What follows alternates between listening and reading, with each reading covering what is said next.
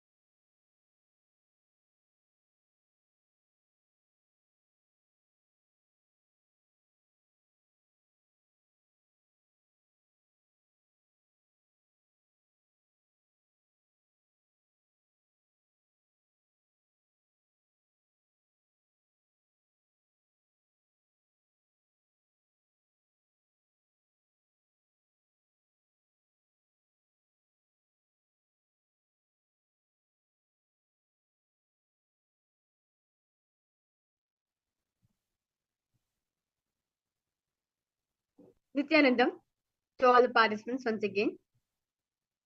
Yes.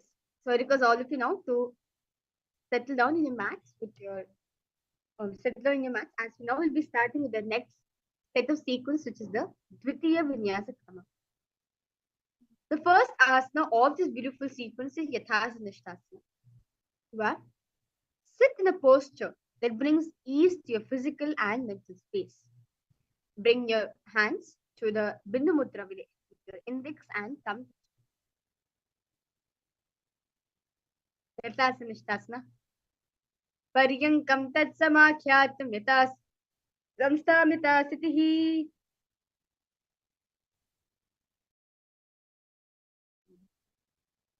Next asana is Samasana.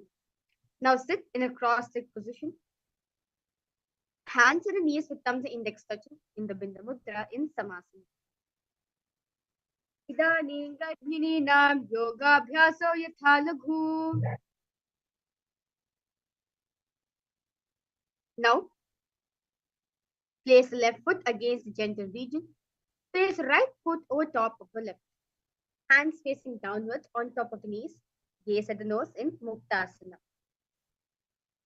Nipidya Sivanim Sukshmam Dakshinetar Gulpataha. Now, maintain same position as Muktasana. Switch the gaze to the third eye in Siddhasana. Sthanam Namichendriyo Chaladrisha Prashyam Dhruvorantaram. Now, maintain same position as Siddhasana. Switch the gaze to the ground in front of you and engage the Mahamudra Bandha in Siddhasana. Vavapadiki Yedi Jano Sivanimadi Tasako Dhano. Now, keep the legs in same position. Rotate the hands on top of the knees in the Bindu Mudra. Switch the gaze to the third eye in Siddhasana. Vamacharna Paridachana Rakhe Ekajugati Asa Vididakhe. Now, maintain same position as Rudrasana 2. Switch the gaze to the nose in Santadanasana. Asana Kaugana Maniki Chanchalata Mita. Now, maintain one heel on top of the other. Bring the hands to the navel, cupping one palm over the other, resembling a lotus flower in the Samputa Mudra. Siddhasana 2. Rijikaya Samasinaha Siddhasana Mudiratam. Now, keeping the legs in the same position. Bring the little fingers beneath the bottom lip. Ring fingers above the upper lip. Middle fingers closing the nostrils, index over the eyes, and thumbs closing the ears in the Shanmukhi Mudra in Bandhayoni Asana. Yatra Madhye Mahadeva Bandhayonya now.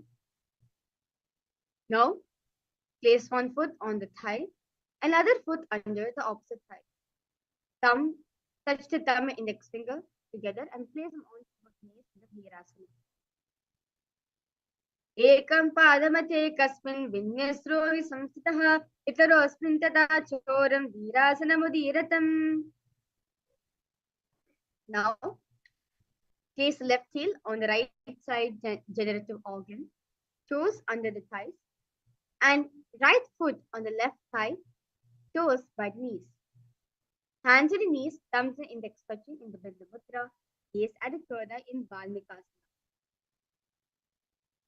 Daba Pagaki Pagathali Punedi He Joya. Now, keep the legs in the same position. Switch the gaze to the nose in Yoni Mudrasana. Bhamapadiki Pagatali Jahima Hili Kori. Now, keep the feet and hands in the same position. Switch the gaze to the third eye in Yoni Asana. Yonyasanam Parvatena Yogam Yoga Phale. Now, sit and bring soles of feet together, holding with both the hands. Bring the knees down. Bring the knees towards the ground. Gaze at the nose in Bhadrasana 3. Gulpo Chivrachanasya Daha Sivantyah Pashva Yogshipet. Now, remaining same position, relax your left hand on top of your left knee and press your thumb against the roof of the mouth in the Kechara Mudra, gaze at the nose, and gaze at the third eye. Now, with your right hand, cover your mouth and close the left nostril with the index finger.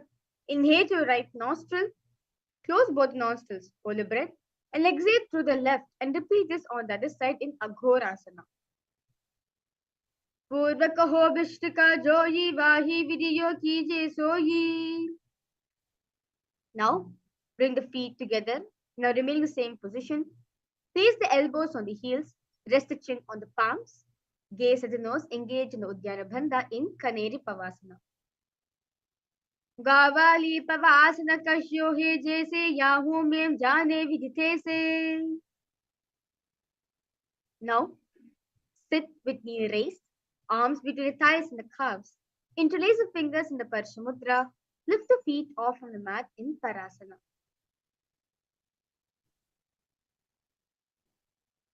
जोग्रब कदी का दोवो करकी अंगुर जो ये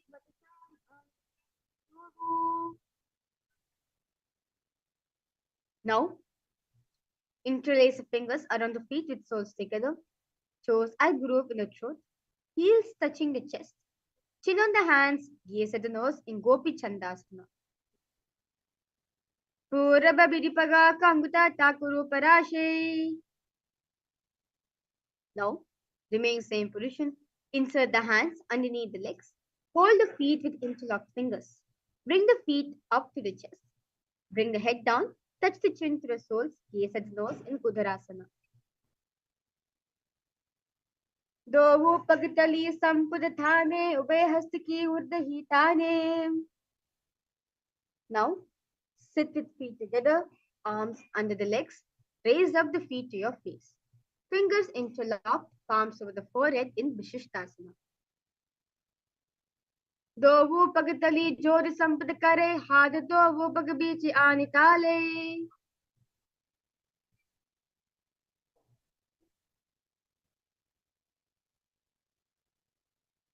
Now, from seated position, lift both the legs over top of the respective shoulder. Bring the arms under the legs and up, interlacing the fingers around the back of the neck in Bhujasana. Sirasaram tu Vigneyam Kakshasaram Param. Now, maintain a seated posture, raise legs up. Bring the elbows under the knees and wrap the arms around the back. Palms clasped in the Shabhi Mudra, gaze at the nose in Kalyanasana. Dovu hadu gamich ane tinako goda niche tane. Now, with right knee on the mat, place right foot flat and place perineum on the raised heel. Now, raise the left leg over top of the right and bring the left heel to right hip. Place the hands on the opposite knees in Sankatasana. Vamapadam chite moolam sannyasadarini tale.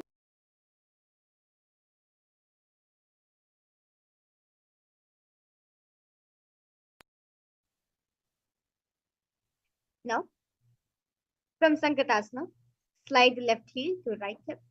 Keep the right knee on top of the left. Place both the hands on the right thigh in Dhenukasana. Anusagi Nagara Pancham Vrishilim Dagalyambi. Now place the right foot on the left thigh and place the left foot on the right knee. Bring the left hand behind the back and hold the right thigh. Place the right hand on the left thigh. Twist the body, gaze at the third eye in Machandrasana. Vavajanga Paridachetane, Vavahasti Pishtidishane. Now from Machandrasana, untwist and hold on to respective big toes. Lean your forehead so it touches the ground and chest should touch the knees in Machandrasana too. Pratama Jimano Charno Joyi Vavajanga Parirake Soyi. Now, making the feet in the same position, interlace the fingers and place them on top of the knees in Guru Asana. Uramola Padasya Kanishtika Pradeshe. Let's now repeat Sankatasana on the other side.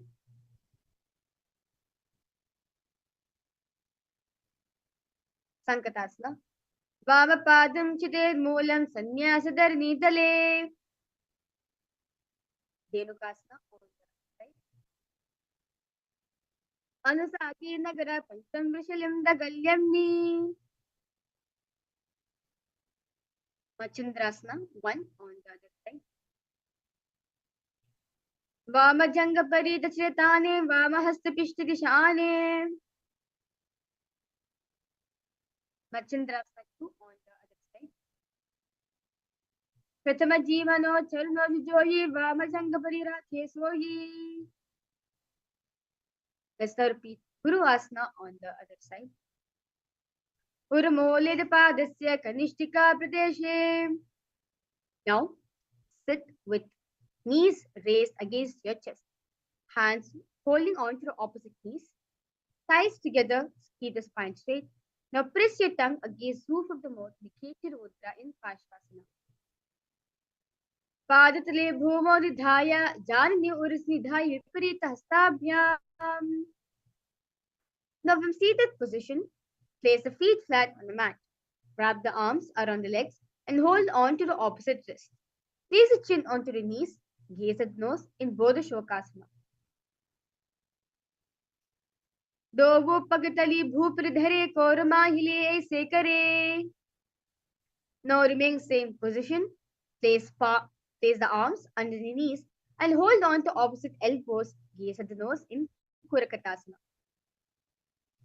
Dovo Hath Gubarilyave Goda Nichele Taharave. Now remain in the same position. Bring your right foot over the left so heel crosses, toes pointed up.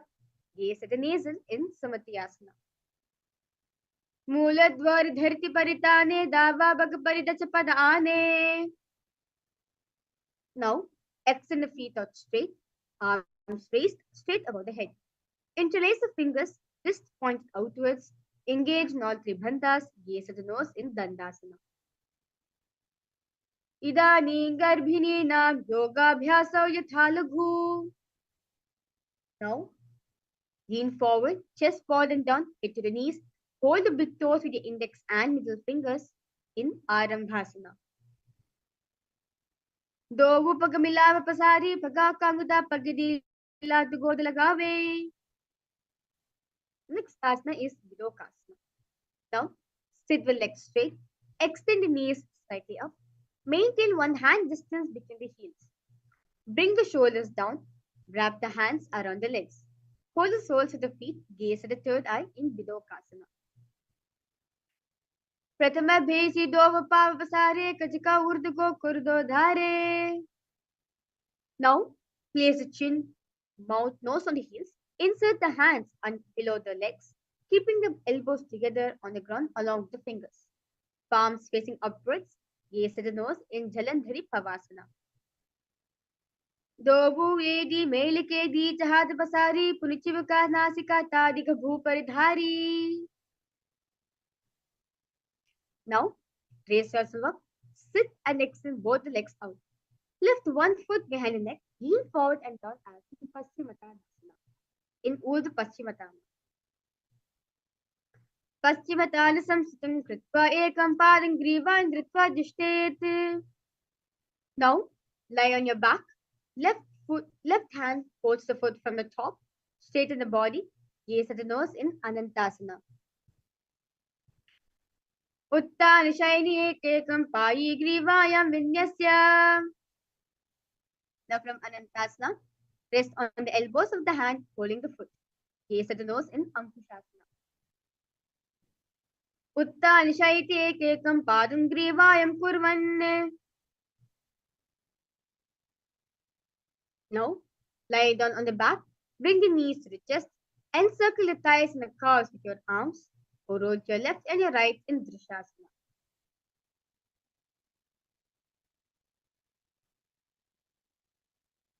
Uttana Shailam Jani Hridevastamba Jhanga Saiturani. Now, let's now repeat Urdhva Paschimottanasana on the other side. Paschimottanasam sitam kritva ekam padam grivan dritva jishtet. Anantasana. repeat it on the other side. Uttan Shaini Ekam Payi Grivayam Vinyasya. Ankushasana on the other side. Uttan Shaiti Ekam Padam Grivayam Kurvanne. Next asana is Yoga Nidra. Now lie on your back. Lift the legs one by one up behind the head. Hold the hands behind and back. Gaze at the nose in Yoga Nidra. Padabhyam Veshte Kantham Hastabhyam Prishtabandhanam. Now, while laying on your back, raise the legs towards the head. Wrap the hands around the legs. Interlace the fingers behind the neck. Gaze at the nose in Atma Ramasana. Pratama Sudo Sove Pagu Uche Agane. Now, bring the knees to the chest, soles facing up. Extend the arms sideways in Shambhu Mudra. Gaze at the nose. For a gaze at the third eye in Kochikasana. दो हाथ चिरसा करे तीनों शोभे से पा करे. Next asana is Jatara Pravritti 1, 2 and 3. This is a sequential asana. First, lie on your back. Bring the knees to the chest and arms reach to the sides at the shoulder level. In Jatara Pravritti 1, keep one knee bent, twist and bring to the ground or the opposite side and keep the other leg extended straight. In Jatara Pravritti 2, keep both the knees bent to one side. In Jatara Pravritti 3, keep both the legs straight to one side. Head looks in the opposite direction. Jatara Pravritti asana. Parividhik kukshibhage tadahi parikirtitaha. Let's now repeat Jatara Pravritti 1, 2 and 3 on the other side.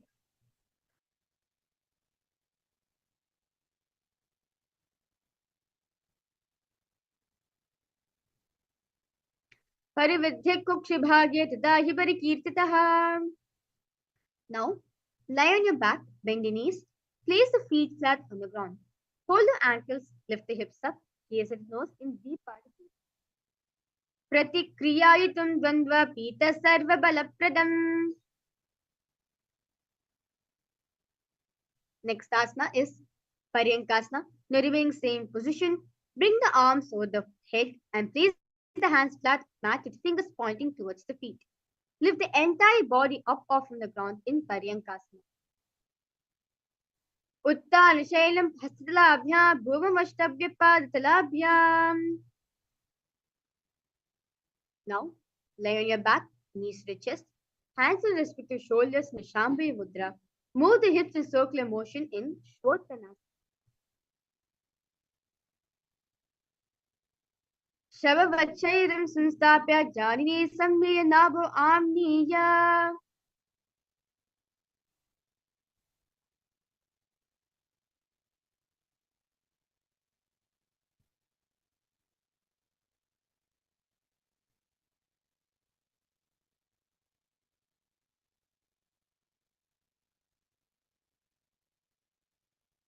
Next asana is Viparita Karini 1. Now lie supine, raise the hips and legs up. Elbows and hands extend the mat below. And move the legs around and around in Viparita Karini 1. Bhutale Shashiro Dhatva Kenaye Charanadvayam. Now, remain same position. Stop the movements of the legs in Viparita Karini 2. Karani Viparithakhya Sarva Divyadhinashini. Now, lay on your back. Lift the hips. Take the feet over the head, toes on the floor. Hands stretched on the ground, palm clasped in the Parashmudra in Langalasana. Narakasye Stitva Nasika Pradeshe Bhumo Pada Prishte. Now remain same position.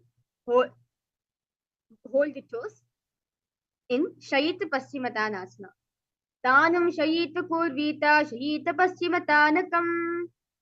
Now remain same position.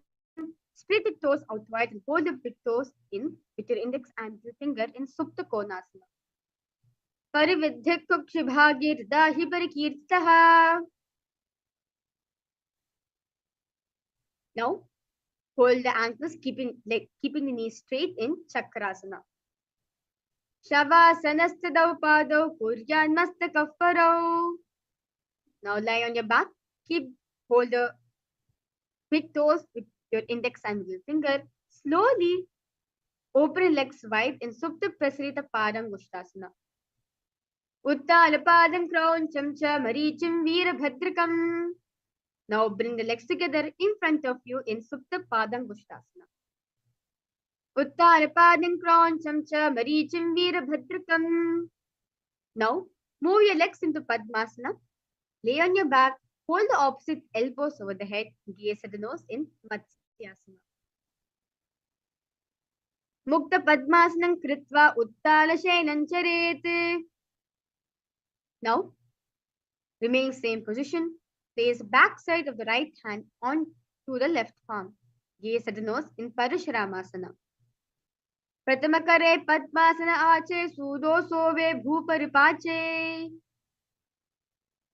Now, keeping your legs in the Padmasana. Lift the hips and legs up. Hands support the hips, elbows on the floor. Tuck the chin to the chest in the Jalandhara Bandha. Gaze at the nose in Sarvangasana. Atavaksheta Sankshepat Sarvangasana Muttamam. Now relax yourself in the Padmasana position. Now lay on your back. Place one foot on the opposite thigh. Lift the other knee towards the head. Extend both the arms straight and hook the fingers forward. Gaze at the third eye in Vrishchikasana. Pratama Sayana Sudho Sishakesiki Samdhi Sudakhe. Let's now repeat Vrishchikasana on the other side. Pratama Sayana Sudho Sishakesiki Samdhi Sudakhe. Now lay on your back and interlace fingers around the neck in Parashamudra. Lift both the feet off the ground and extend one leg straight and other knee to the chest. Start alternating, extending and raising the knee again and again in Vrishabhadikshepasana. Uttalashelim Kritva Anilombihi Kandarambatta Kurpuro Militvaditam Bena. The next asana is Marottanasana. Now lie on your back. Lift the legs one by one, touching the ears with your respective knees in Marottanasana. Shotanasam Kritva Janadvem Paryena Karnyo Sansprishet.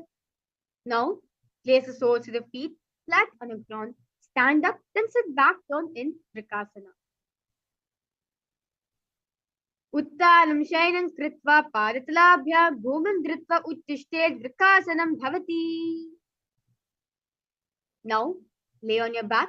Quickly throw the legs above the head. Completely roll over. Finish in a prone position. Repeat this again and again in Luthasana. Uttanam Shayanam Padosh Shriyo Langhya Bhumau. Now, lie on your belly with toes extended, hands on the ground by the shoulders. Contract your lips, making a sound like a flute, whistling while inhaling in Saratasana. Nuja Shailam Kritva Nabham Bhumau Nidhaya.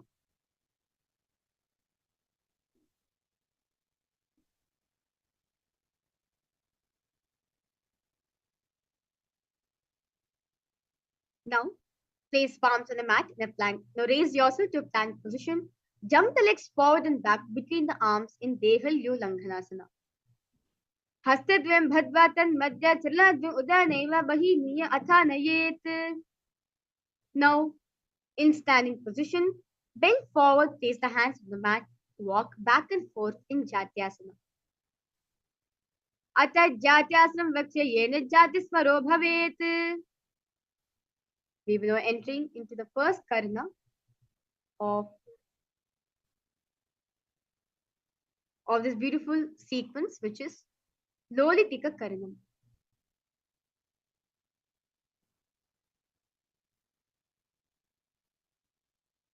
Now, stand with knees bent and feet pointing outwards. Bend the elbows and keep the hands at the chest level. Now, shiftly move the arms across the body, then bring it back to the center. Tilt the head back, open the chest up towards the sky, move the head in all directions in Lolitika Karanam.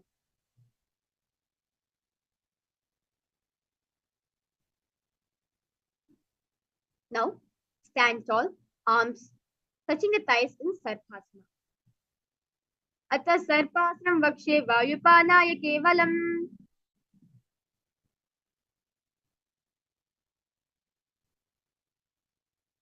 Next asana is Ushtra Sadanasana. While standing, place all fingers on the mat, then stand on the feet. Feet on the fists. Begin to go and walk like a camel. Mushti Kanishtika Pradeshe Bhumo Nidhai Uprapadate Samstapya. Now, remain same position. Begin to move and walk like a horse in Ashwasana. Mushti Kanishtika Pradeshe Bhumo Nidhai Uprapadale Samstapya. Now, stand straight with feet together. Interlace the hands behind the back and pull them down towards the calves in Parashmudra. Open up your chest in Kapota Nikatasana. Bharatale Bhumo Nidhaya Prishthabhagil Hasto Janga Pariyantam Nitva. We will now enter into the next Karana, which is a Tala Pushpatam Karana. Now, stand tall, with palms together in Namaskar Mudra. Gently bend the knees and keep the toes pointed outwards. Simultaneously open up the palms, raise one heel off from the ground, slightly lowering the waist and shoulder off the feet. Visualize you're holding or offering a bouquet of flowers to Paramashiva in this Karana.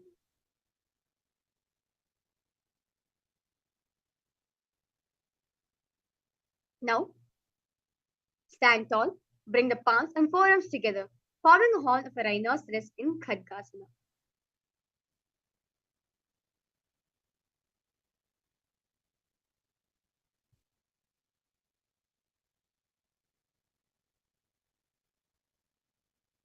Vijayasaratamasmanam kritva padatilabhyu.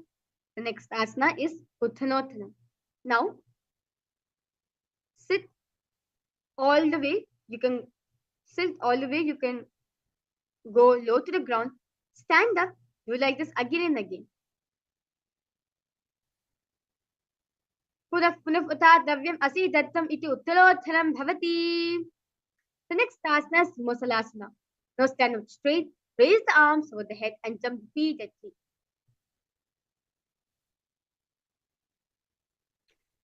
Saral Siddha Udam Bahu Nayet Varam Varmudam Kritva Nayet Musalasanam Bhavati. Now, from standing position, pull the soles of one foot towards your belly. With the other leg, sit down and stand up. Alternate both the sides in Uchirshaka. Hastadvayan Dritva Tishtet Uchirshakam Bhavati. We will now enter into next Karana, which is the Pashujana Karana. Now, stand and keep one leg slightly bent with toes pointing to the side. Bend and lift the opposite knee towards the chest, pointing the toes downwards. Keep the arms holding the knee close into a fist. Let the opposite hand place on top of the thigh, wrist twisted and fingertips pointed towards the center of the body in Pashujana Karanam. Now, on one leg, lower the body to the mat. Then stand straight, lifting the raised leg to the opposite thigh in Thandavasana. Ekirapadistatavyam Thandavasanam Bhavati. Now, place the left foot on the inner right thigh. Stand erect on the mat with rod, hands by the sides in Brahmanasana. Brahmanasana vakshe yakritva brahmano bhavet. Stand tall, wrap the left leg over and around the right knee.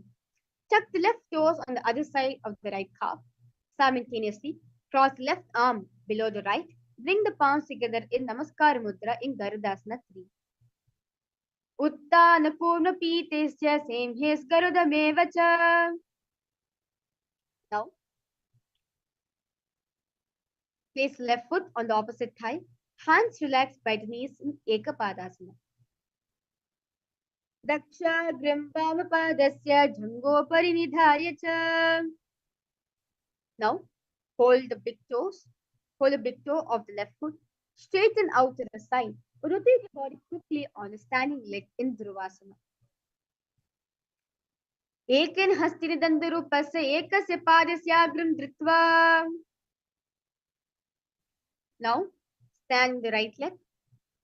Lift the left foot behind the neck and stand tall, alternate between sitting and standing in Trivikramasana. Ekirapadi statavyam utatavyam tandavasanam bhavati. Let's now repeat the Parshvajana Karanam on the other side.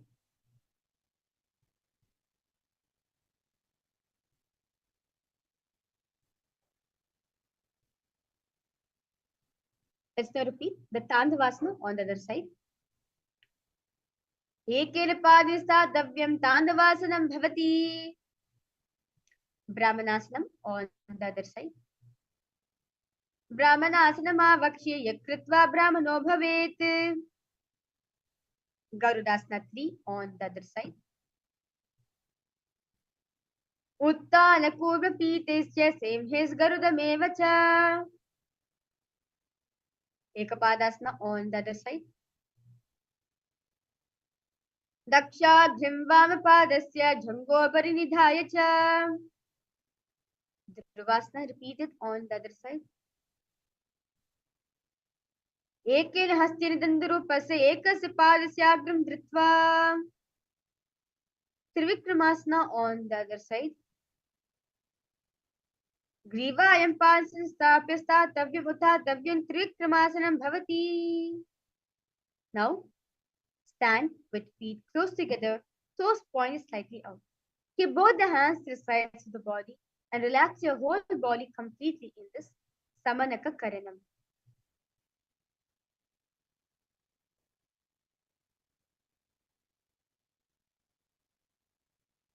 Now, sit in a squatting position. Bring both the hands underneath the knees and make a finger lock. Let the finger lock touch the navel in Gorak Anjali Asana. Pratam hi ubay hoy bahuri niche puni hovai. Now continue to remain in squatting position. Insert the hands between the thighs and the calves, then wrap around behind the butt. Keep the chest upright in Kanchasana. Urumadhyadhasto nivashritam bandritva. Now continue to sit in squatting position. Hold the hands at the back and sit upright. Gaze at the navel in Bhairavasana.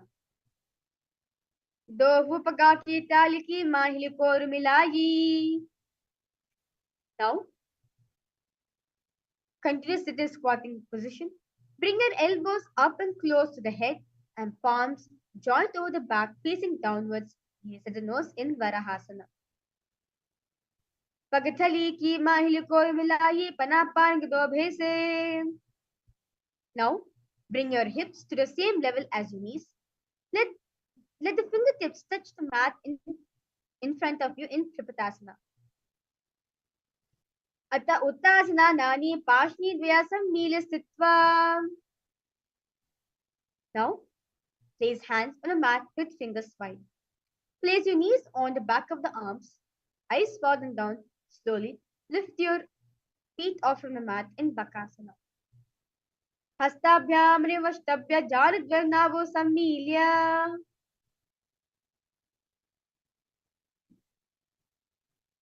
Kneel down, head on the ground.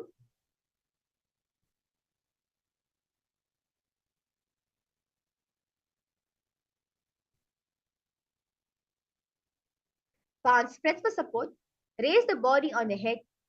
Legs into Padmasana in Shushtanga Kapali Asana. Asana Kaugan Kapala Acho Hoyi. Relax yourself. Sit down between the feet. Let the heels come outside of the hips. Hands on the knees. Sit straight. Gaze at the nose in Guptasana.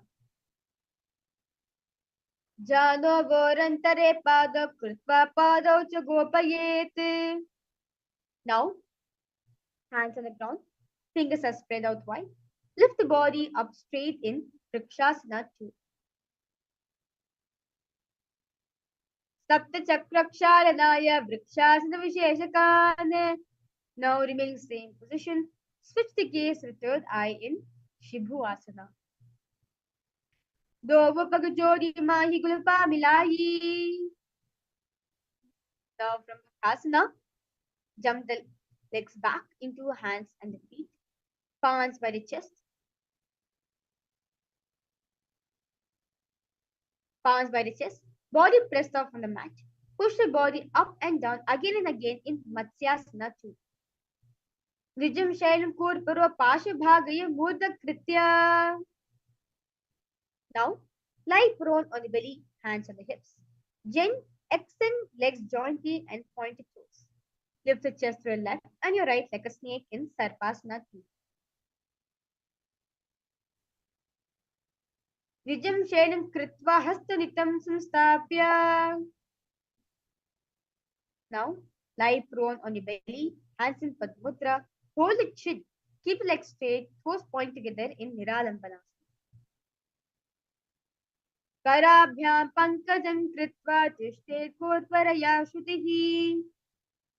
Now, lie on your stomach. Raise hands flat to the mat in front. Straighten the arms and bend the knees. Bring the feet towards the upper back. Lift up the head and the chest in Chakrasana. Adyasana stitva hastatalabhyam bhumashtabhinuya Chakrasanam bhavati. Now, sit on your knees. The top of the feet flat on the mat. Bring the butt onto the heel. Stretch the arms in the front. Palms facing downwards. Face forehead on the mat in Vajrasana. Idanim garbhinam yogabhyasau yathalahu. Now, raise yourself to Pratyahara position. Alternate striking the ground with your hands in Veshasana. Gajasana samsito ekekam bahum bhumotariye Veshasanam bhavati. Start from Atta. Lift legs into the hands. Slowly, inner forehead to the ground. Gajasana samsito padadvayam mantrikali kritya mastikena bhumispishet Attasanam bhavati. Now, sit on the heels, legs together. Place the hands on the respective knees. Keep the spine straight. Gaze at the nose in Dhanantarasana. Purava vidipasisya panashara modi. Now, interlace your fingers in front and behind you. Stretch the arms forward to the sides and back. Give a massage to various different joints and muscles in Angamotana. Hastayor Angulir Bhadvat, Hastayor Madhyat Sarvan Ganushka Shayitya Tushtet. Now, sit on heels in Vajrasana.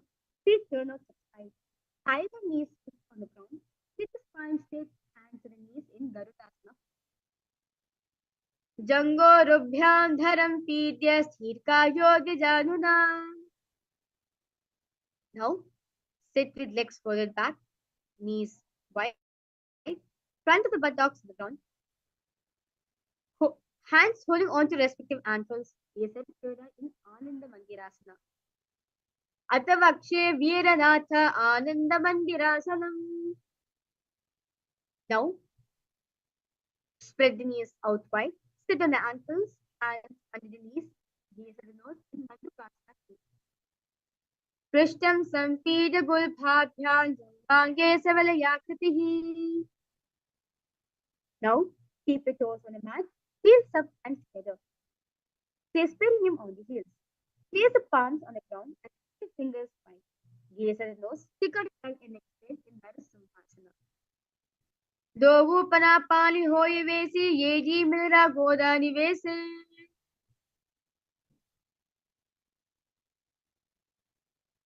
Now, remain same position. Sit straight. Make a hollow of your palms and place it on your mouth. Keep your thumbs under the teeth. Close the lips. Gaze at the nose in Vishwakasana. Dovu paganki yedi joyi goda panam vanam puni hoyi. Now remain same position. Bringing fingers to your armpits. Imitate as if monkey scratching. Gaze at the in Makarasana. Dovu pagatali sambhuta ane tiniki pishti bhuma parithane. Now, remain same position. Slowly lift the knees off from the floor. Hold the elbows behind the back. Gaze at the nose in Vajra Sandarasana. Pratama panapani hoyi vese dovu yedi guda nivese. Now, keep toes down, ankles crossed behind, sit on the heels. Place palms on the back of your side in Kanjanasana. Kanjanasana Mavakshi Yakritva Sustiro Bhave. Next asana is Purvasana.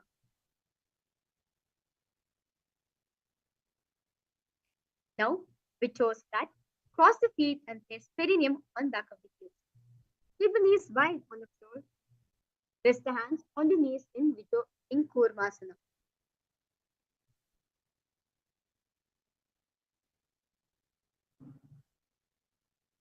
Gulpo Chavrashanasya Yukramela Samahitau.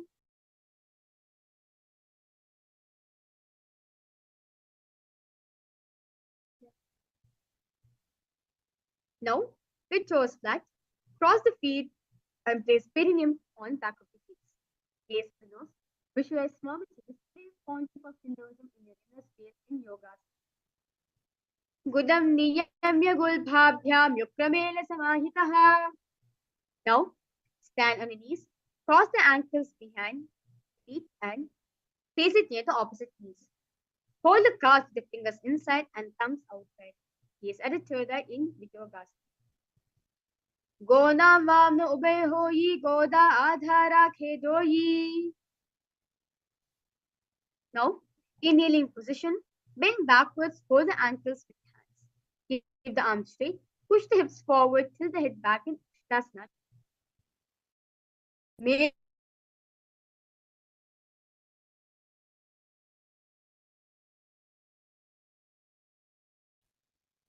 Now, place your hands at the soles of the feet.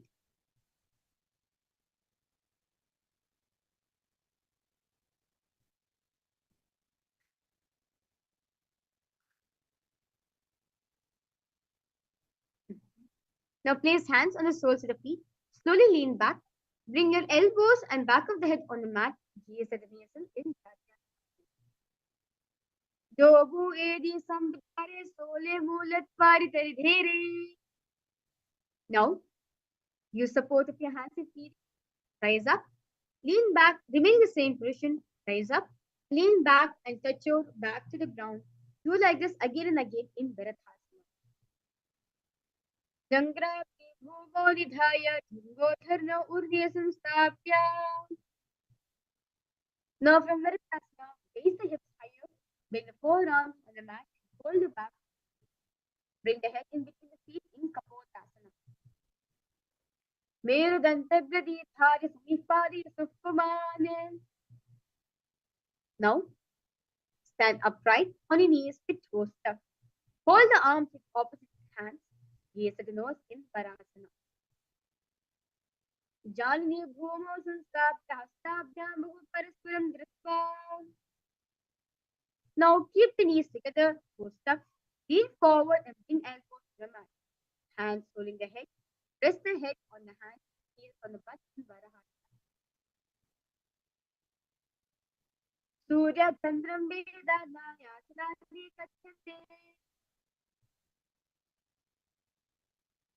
Now, kneel down.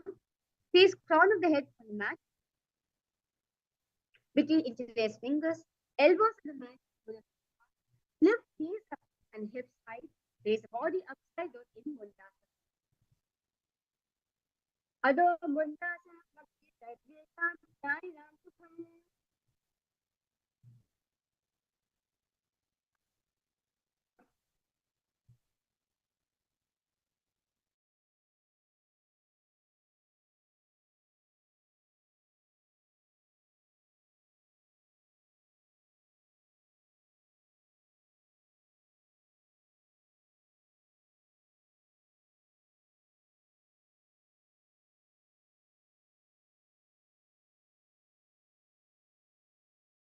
Now, relax yourself. Kneel down, head between the knees, elbows are adjacent to the knees, hands pulling the head. Inhale and exhale through your mouth in Andhasana. Pratama Padatali Samadhyarave Gorma Uli Ubhe Milayi. Now, lie on your belly, arms still straight out. Lift the thighs and arms like this, often drawn in Viparita Shalabhasana.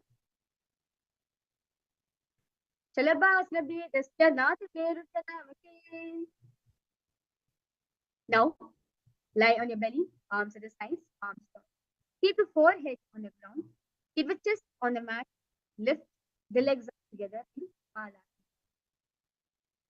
Kapalam bhuvonidhaya uttapadam nayet Kalasanam bhavati. Now, lie on your stomach, hands by the sides. Lift the legs up over the head and slowly place feet on the mat in front of you. Keep the palms flat on the mat behind you. Ushtrasne sitva charna bhumartya mastvapari nitva. Now, sit on your knees. Bring the chest down so navel touches the knees. Keep the hands flat on the mat and forearms on the ground. Knees slowly in Asana. Purpara paryanto hasto dharamavastam vajrani nabho. Now, remain in the same position. Raise the legs, bend back, feet on the head. Lift the chin and hold in Vrishtikasana. Vrishchiva putta panimangripashi chitvashishire chvapamvidayako. Now, place perineum down on the right.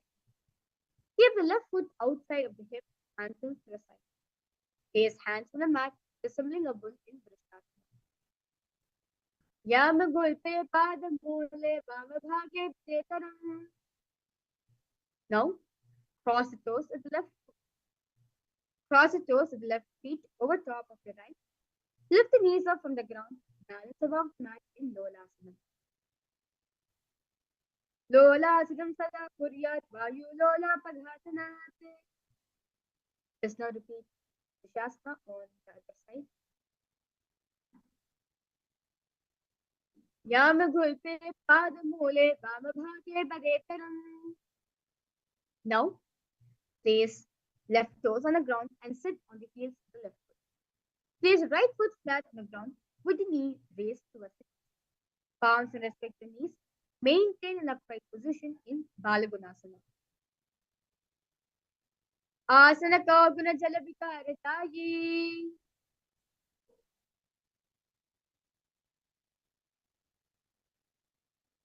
Now, squat, feet flat on the mat.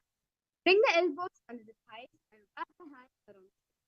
Hold onto the ankles from the outside in Grahasana.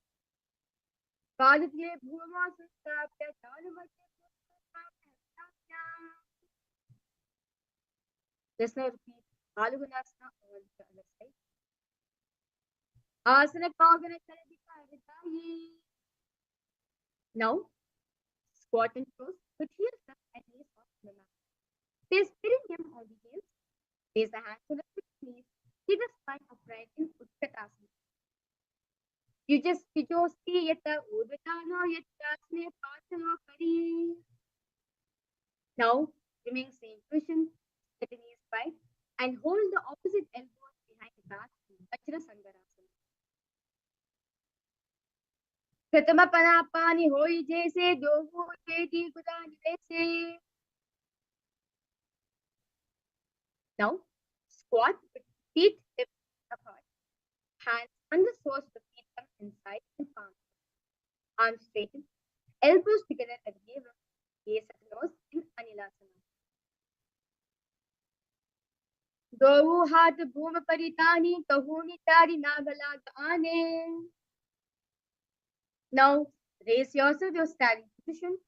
Place back of the hands on the mat with fingers facing towards the body. Step the feet on top of the hands and wrap around the feet like a shoe. Walk around in Padmasana. Hastatila padane kripa dishte gachet padakasanam bhavati. Now, place palms on the mat. Place both the feet upwards into the air. Then let them fall back down. Go like this again and again in Kukunodana. Hastatile bhuma kritva padaleta urdamutan kritva bhuma patet. Now, place hands on the mat. Place the legs upwards into the handstand. Move around with your hands as your dance in Viparita Nrityasana. Hastatila abhyam gurvashtabha urdam padakre kurvan. Relax yourself. Now, separate the feet.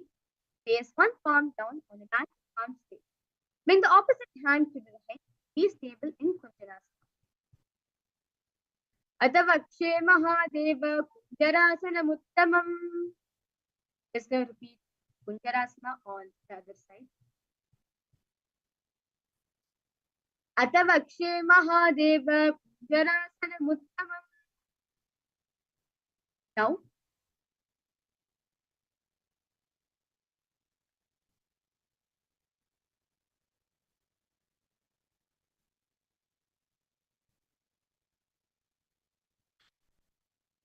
Now, sit on the ground with feet flat and heels close to the body. Hold the respective ankles, the feet off on the ground. पार्श्वेभ्यः भूर्भष्टभ्यः हस्तक्षयेन गुल्फो धृत्वा तिष्ठेत् कदम्बं भवति. Now, sit with heels to the perineum.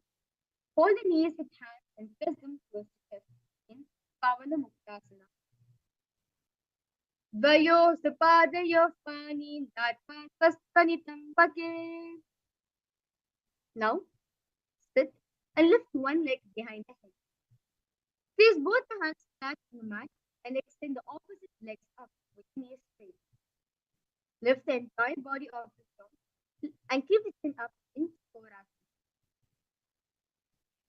Purvatadam saduspadapitham Vajrasanam tatha. Now, sitting on the ground, hold the left toes with the left hand, index and middle fingers. Pull the foot to the left ear. Extend the right leg out, keeping it straight. Hold the big toe with the right hand. Visualize yourself as a foe in Dhanurasana. Padangushtodupanibhyam grihitva shavanavadhi. Now, sit. Lift the left leg over top of the left shoulder. Bring the right foot across and hook on top of the left foot. Lean forward and down while extending the legs out to the left. Lift up the head to the chest. Find your balance in Ashtavakra. Vashishtamadakondhinyam udakukkudamevacha. Now, place the right foot on the left side. And bring the left foot back on the ground. Have the left shoulder underneath the raised left leg. Place the hands flat on the ground in Pranasana. Etat prabhedam vakshami karoti yasachamaraha. Now, place the right foot at the root of the left side. Then the left leg by the side of the right knee. Hold the left leg by the right hand. Twist the body and the legs in Paramashivoham. Vamor mular pidakshapado anor bharir vishtadoshana. Let's now repeat Chakorasana on the other side.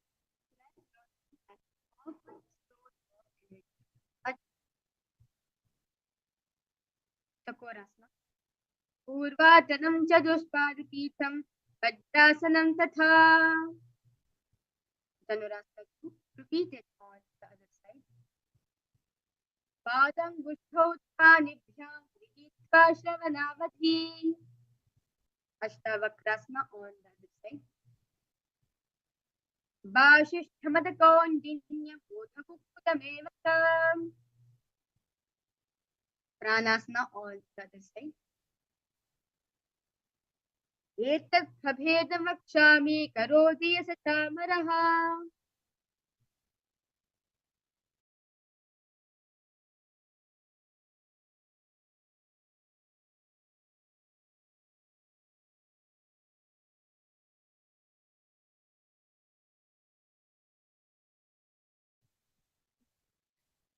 Let's now repeat Paramashivoham on the other side. Vamor mular pidakshapado janhor barir vishtadoshana. Now, keep one leg straight and press the perineum together here. Chest forward and down. Hold your toes. Bring the head towards the knees and Ardha Padmasana. Ekam padam prasarya ekam padastha pashnina.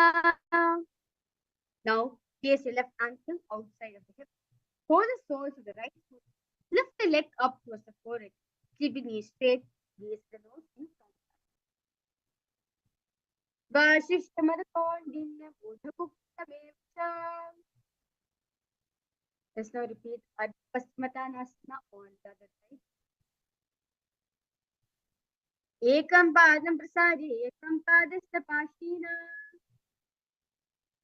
Let's now repeat Crown Chasana on the other side.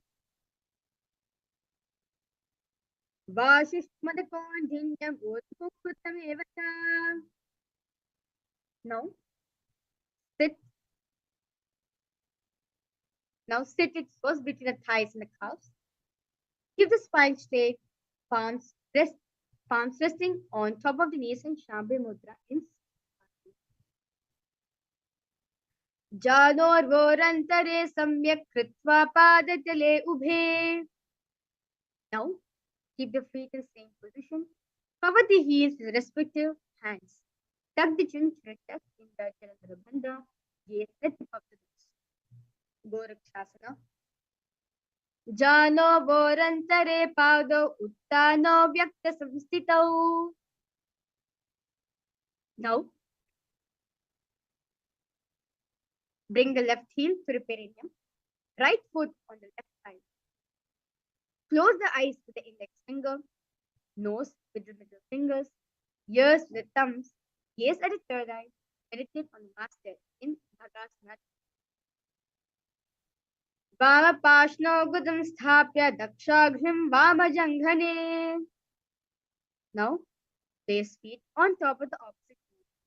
Place hands on the ground, palms facing up. Keep the spine straight, gaze at the nose in Yogasana.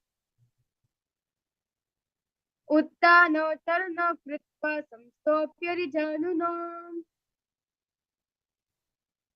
Now, from Padmasana, place hands flat on the mat beside the body. Press the hands into the mat and lift the body up from the ground in Urdhva Kukutasana. Vashishthamadakondhinyam Urdhva Kukudamevacha. Now, from Padmasana, insert both the hands to the knees and place them on the mat. Avoid lifting up the body. Stay seated on the mat. Gaze at the nose in Siddha Haritani Asana. Pratamam Padmasana ko kare hastadov goda samdidhere. Now, from Padmasana, press the palms into the mat. Lift the thighs up to the shoulder, legs off on the mat. Stay above the mat. Gaze at the nose in Hamsasana. Kukutasana stitva skandam paryantam urnitva tishted Hamsasanam bhavati. Now from Padmasana, place hands between the thighs and the calves. While sitting, reach the hands behind the body. Interlace the fingers in the Paramashivoham. Bring the forehead to the floor. Gaze at the nose in Karmukasana. Pratama Padmasana ko kare goda samdi mahi karidhere. Now raise yourself up. Bend the elbows and hold the respective shoulders with your hands in Kurmasana. Bami janga par dachina pava, dahini janga par ba milyava. Now, remain in the same position. Bend the head down, tuck the chin to the chest in the bandha, gaze at the nose in Granthi Bherasana. Adavakshe Mahadeva, Adavakshe Neelakantha, Granthi Bhedasanam Shubham. Now, lift the head up, lay on your back, bend the elbows and hold the respective shoulders with your hands in Uttana Purvasana.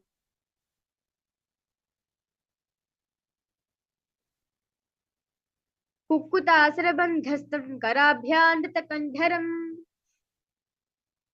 Now, from Padmasana, place both the hands to the gap of the thighs and the calves.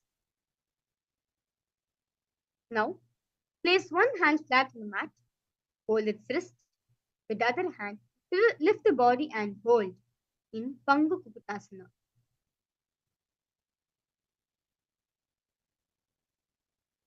कुकुदासुर चित्वा एकेन अस्तेन अन्यस्य मणिबन्धं धृत्वा.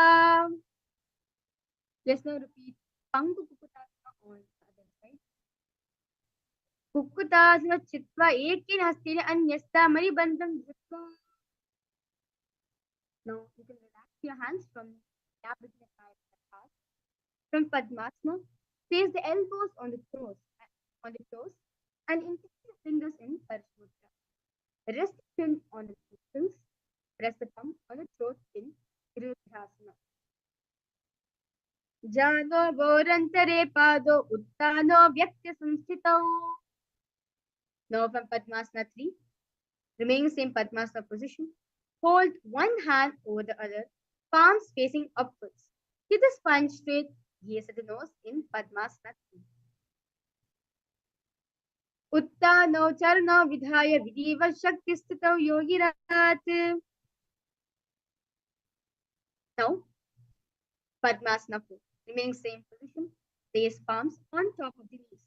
Keep the spine straight, gaze at the nose in Padmasana 4. Etat Padmasanam kuryat pranavayu prasiddhaye.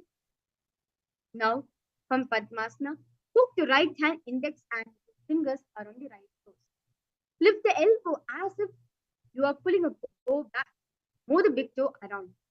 Now place the left hand on the opposite knee, keeping it straight, repeating this on the other side in Karmakasana.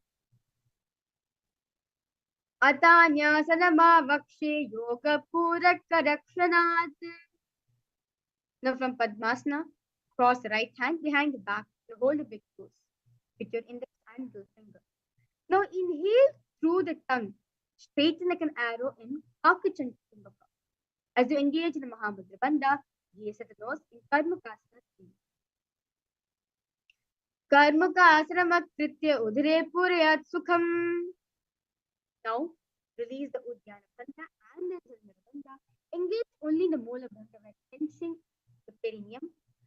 Lift the chest up, gaze at the third eye in Dridhasana. Urobhyamyopari sthapya padayuktam prayatnataha.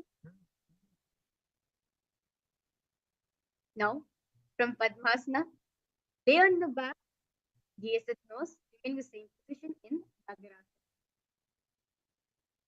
Pratama Padmasana kom thane, dovu hath bachane amne. Now release yourself from the Padmasana position. Embrace knees to the chest. In Parasamudra, it touches the knees in Kundalini Shakti. Vetrasya stitva hasapa nishkoshimodram pate nayet.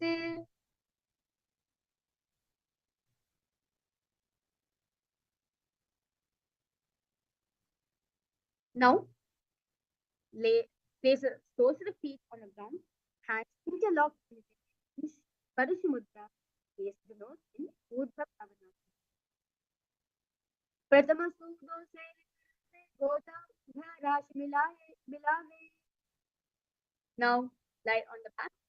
Bend, remain in the same position. Place upturned palms under the heels, Sambhi Mudra. Lift the hips up in Madhya Pita. Uttanam Shayanam Padatle Uttanaha Stapayet. Now, raise the hips up. Support your hips with the hands placed at the waist. Elbows by the weight of the body. Chin presses the throat, gaze at the nose in Utthana Shikhipitasana. Jango Rubhalini Nastit Utthana Shikhipitakam. Now, lie supine, place the hips and legs up. Elbows and hands on the mat below in Narakasana. Griva Kantena Bhum Vishtamba Padakratayam Urtamudayet Narkasanam Bhavati. Now bring the hands to the lower back, keeping elbows on the mat. Raise the legs up vertically. Then slowly lower and angle them, keeping your core engaged in Triya Naukasana. Now cover Stitva Uda Pada Giradram Nayet Triya Naukasanam Bhavati. Now keep the upper back on the mat and raise the legs vertically. Keep the legs vertical and hold in Vajasana. Triya Naukava Griva Prishtakur Parehi Bhum Vashtamba Kalakshena Padagradvayam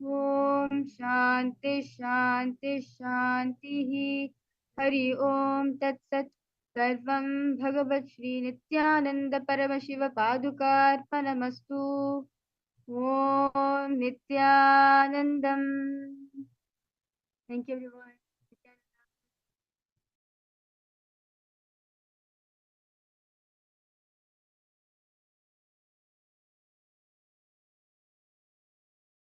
Soham. Om Nithyananda Paramashivoham. Om Nithyananda Paramashivoham.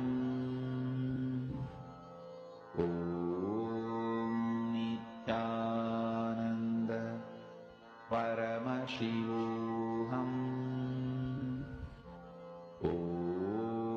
Nithyananda Paramashivoham. Om Nithyananda Paramashivoham. Om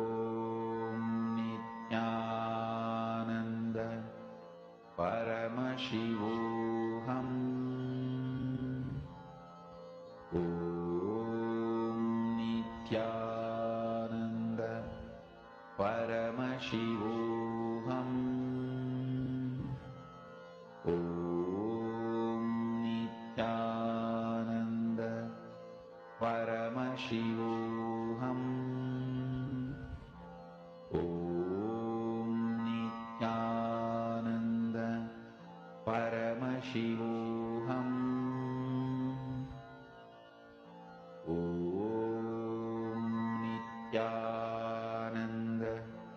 Paramashivoham. Om Nithyananda Paramashivoham. Om Nithyananda Paramashivoham. Om Nithyananda Paramashivoham. Om Nithyananda Paramashivoham. Om Nithyananda Paramashivoham. Om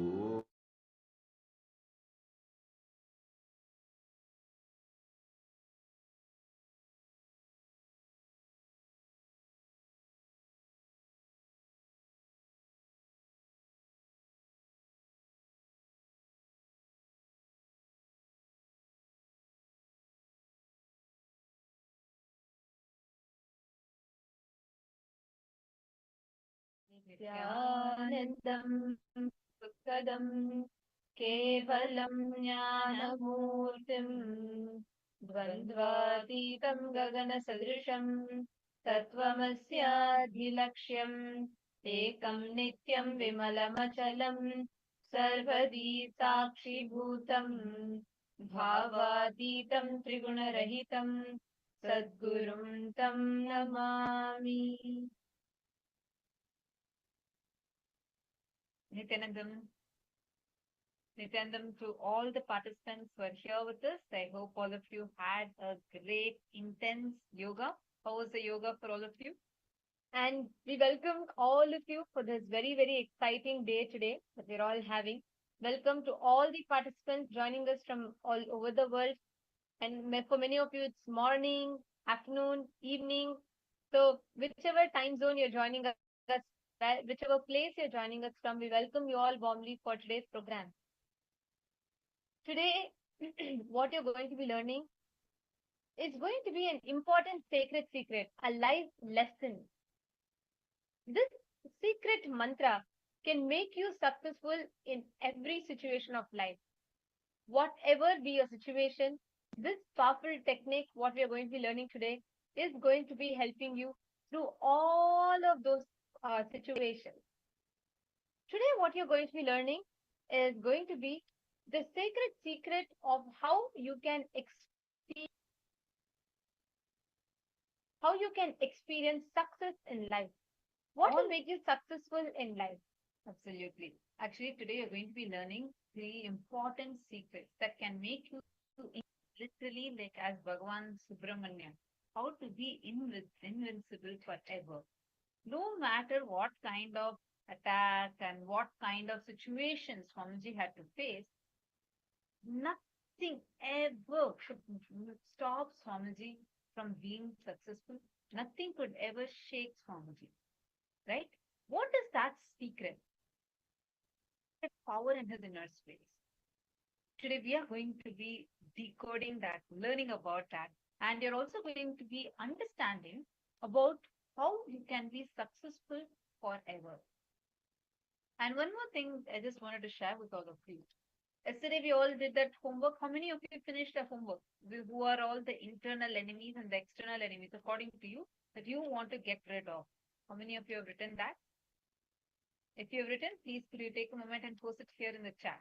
If not, I request all of you to sit and write it down. Because today we are going to be working on how you can overcome your enemies or conquer your enemies and be ever victorious. The inner enemies and the external enemies, both. So now first, because we all had just done the yoga, we're going to be starting with the round of power manifestation.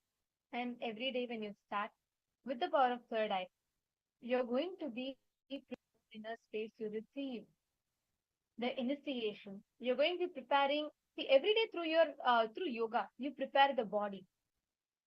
Through listening to powerful cognitions, you prepare your mind. Through power manifestation, you prepare your whole being for initiation from Swamiji. And each day, we have all been experiencing, we've all been manifesting so many different powers.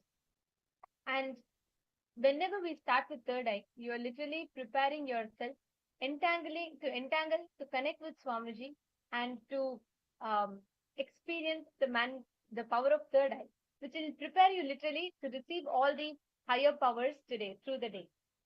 So, shall we all start manifesting the power of third eye? And Nithyanandam to all the participants that are sitting here with us on YouTube and Facebook, Nithyanandam to all of you. Let's now get started with the first round of power manifestation. Every day, as you keep doing this power manifestation more and more, it will help you tremendously to be able to adapt.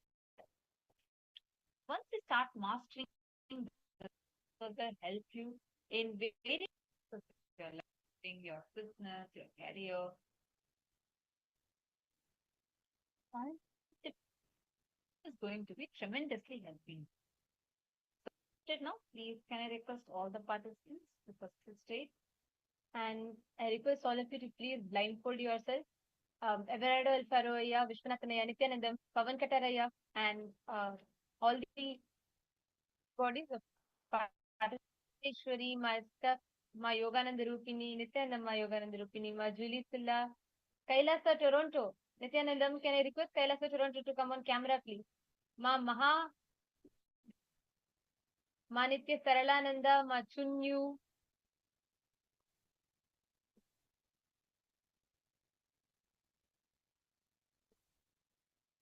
Margarita Vasconcelos, Ma Gwing Wong, Ma Maluhia Mauna. Can I request all of you to please come on camera? I just wanted to check, are all of you able to hear us clearly?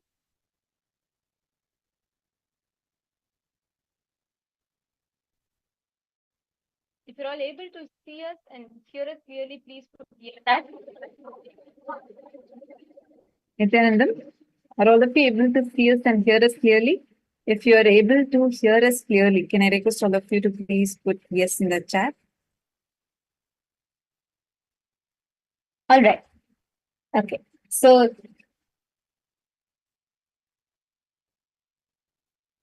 I request all the participants that are here to please take a few minutes and please close your eyes. Please blindfold yourself.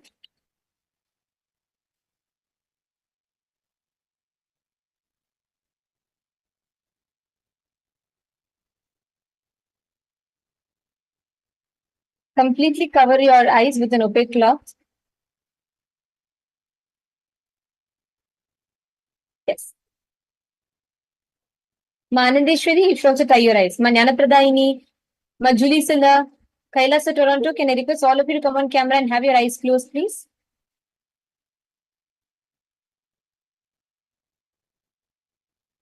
Okay, so now we're going to be projecting an image for all of you. And I'm going to be requesting all of you to scan through the third eye, identify what that image is.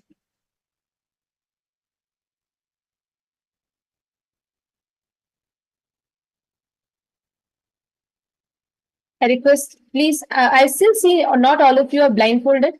Can I please request all of you to blindfold yourselves, please? Ma Mahabhairava Jnana Swarupini, please could you blindfold yourself, ma? Ma Margarita Vasconcelos, Ma Jnana Pradaini, Ma Anandeshwari, can I please request all of you to blindfold yourselves, please? Thank you. I see Ma Istak is blindfolded. Ma Jnana Pradata, Ma Kiki Xu has blindfolded. Ma Shu Hua Chen has blindfolded, is yet to blindfold. Sorry. Please, can you blindfold yourselves, ma? Ma Xing Wang, please could you blindfold yourself? Okay. We will now be projecting an image for all of you to see through the third eye. Ma Anandeshwari, please close your eyes. Okay. So we are going to be projecting an image for all of you to see through the third eye. And I'm going to request all of you to scan and identify what it is. And first, just connect to Swamiji. Chant the Mahavakya. We're playing the Mahavakya for all of you. Chant the Mahavakya intensely and connect to Swamiji. Enter into a deep, uncluttered space. Only in that space, you will start seeing through your third eye. You will literally be able to see what is there in front of you. First step for that, just start verbalizing whatever is coming inside your space. Let us start the power manifestation now. See what is shown in front of your third eye right now.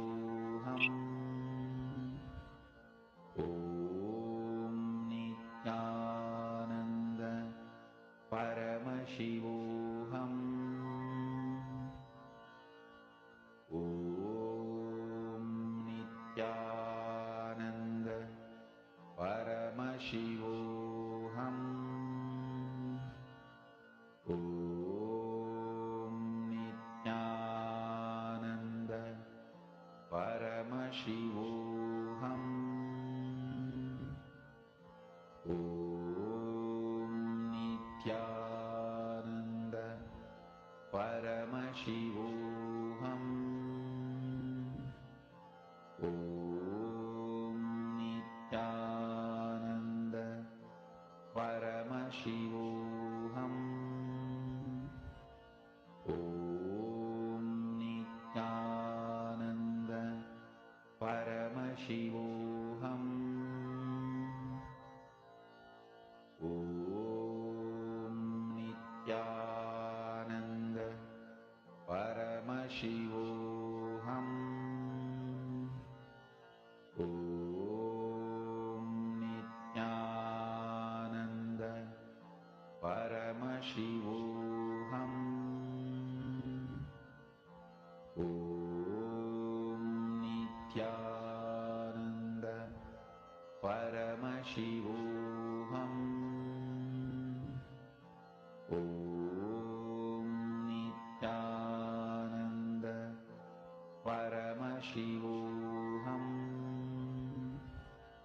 Om Nithyananda Paramashivoham Om Nithyananda Paramashivoham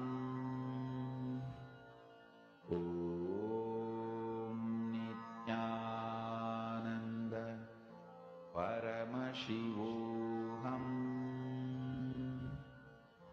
Om Nithyananda Paramashivoham Om Nithyananda Paramashivoham Om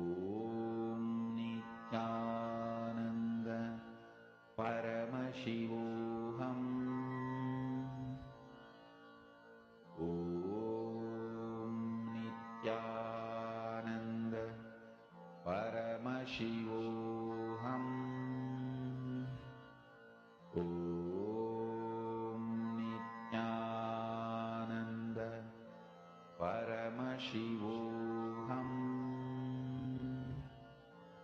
Om Nithyananda Paramashivoham Om Nithyananda Paramashivoham Om Nithyananda Paramashivoham Om Nithyananda That's. You remove your eye bands now. All of you, please remove your eye bands. Now post whatever Swamiji showed to you in your third eye. Post it as Swamiji showed me this in my third eye. Please post it now. Manjana Pradata, Manandeshwari, Manistak, Manjana Pradayini. I request all of you to post. What do you see through the third eye? See, always start it with Swamiji showed me. Can I request all of you to add that? Do not forget to add it. Say, Swamiji showed this to me in my third eye and post it.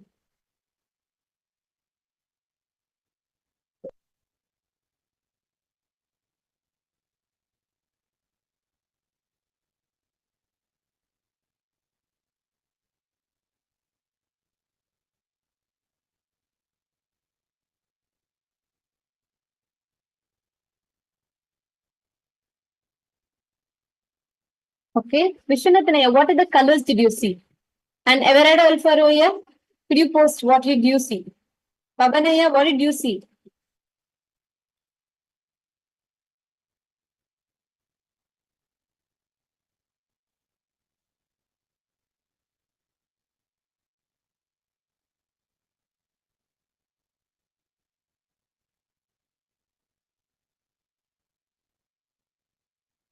Okay, I see various different answers that are coming in. So shall we actually see what was projected to you all? The answer that was projected to you all was that of the image of honey. So that's what all of you saw through the third eye. And for you to see through the third eye, that was what was projected for you all.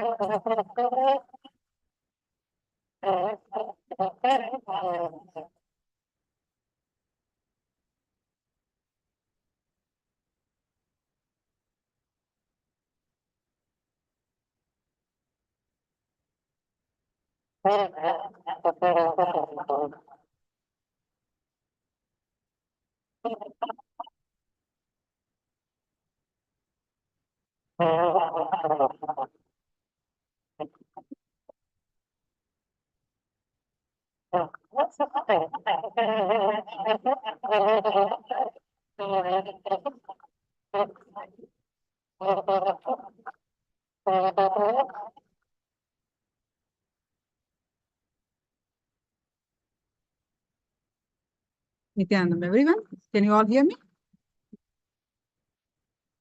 Am I audible to you?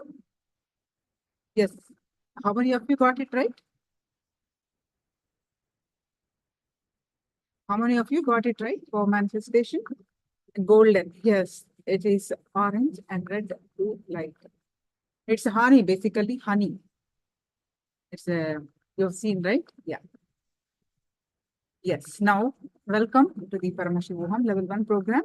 I hope you enjoyed the yoga class and the power manifestation session. Now, let me start the session with the Sadguru Vandanam. Nithyanandam Paramasugatam Kevalam Jnanamurtim Tanvatitam Gagana Sadusham Tattvamasyadilaksham Ekam Nityam Vimalamachalam Sarvadi Sakshibhutam Bhavatitam Triguna-rahitam Sadgurum Tam Namami. So today we are going to learn Kundalini Shakti, the Shakti Spurana. flowering in the Shakti. Shakti means energy. One moment, please.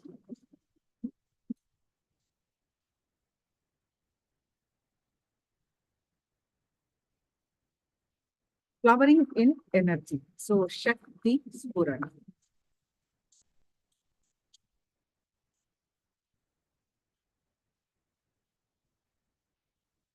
Very beautiful sessions on our Kundalini Shakti, the latent potential energy that we all have.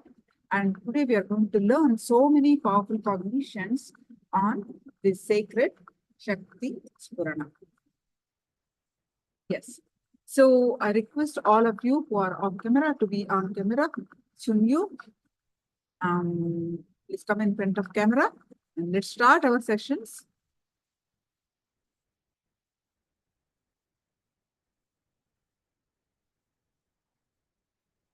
Kundalini Shakti.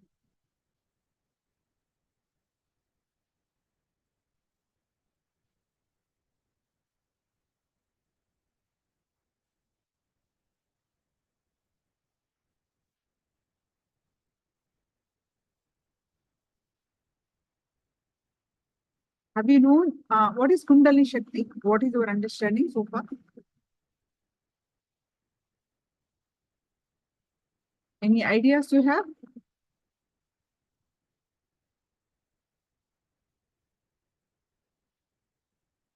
Yes. Who is the Chinese translator? The translation is happening. The Chinese. Bang Jungli, who is the translator?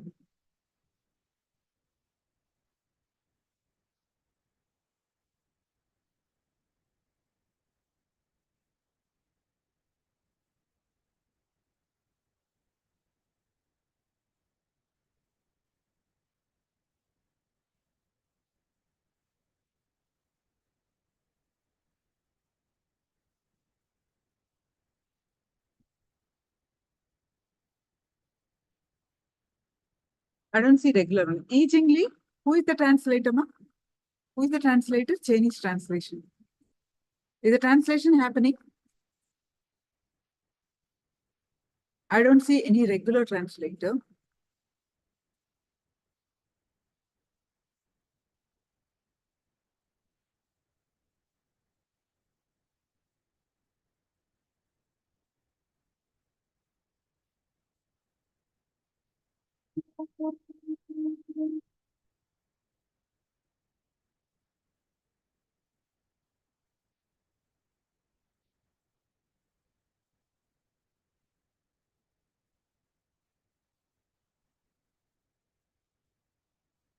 Oh, no translation at this moment.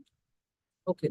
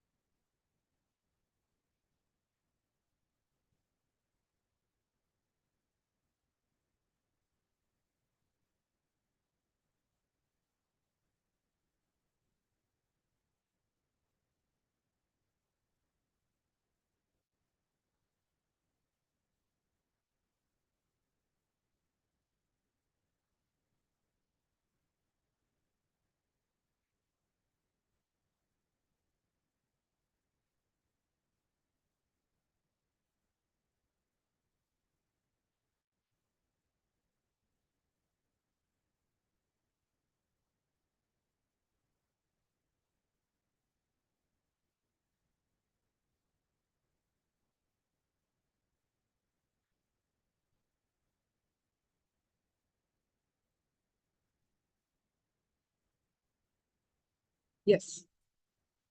So, okay, I will try to post the gist um, by translating I'll go slowly and translate until the translator comes. I'm going to um, post the English too.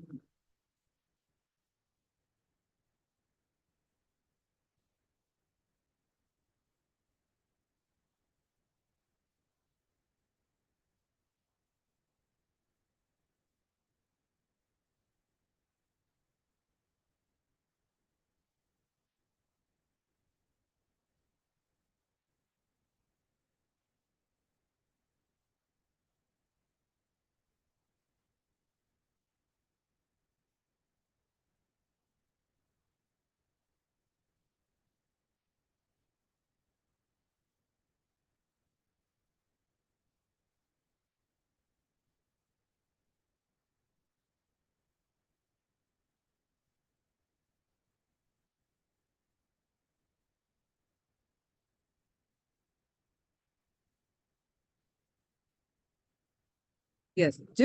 Easingly, can you read it?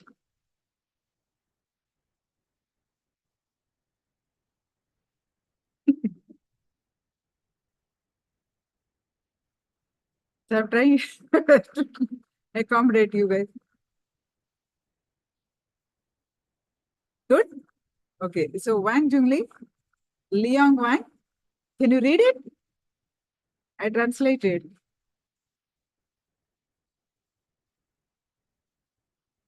Chunyu, are you able to see this? Yes. So I'll go slow until the translator comes. Yeah.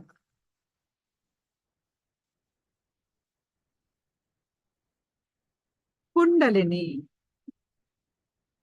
Kundalini Shakti is known by many names. It is called universal energy, the great cosmic mother, creative force of the universe.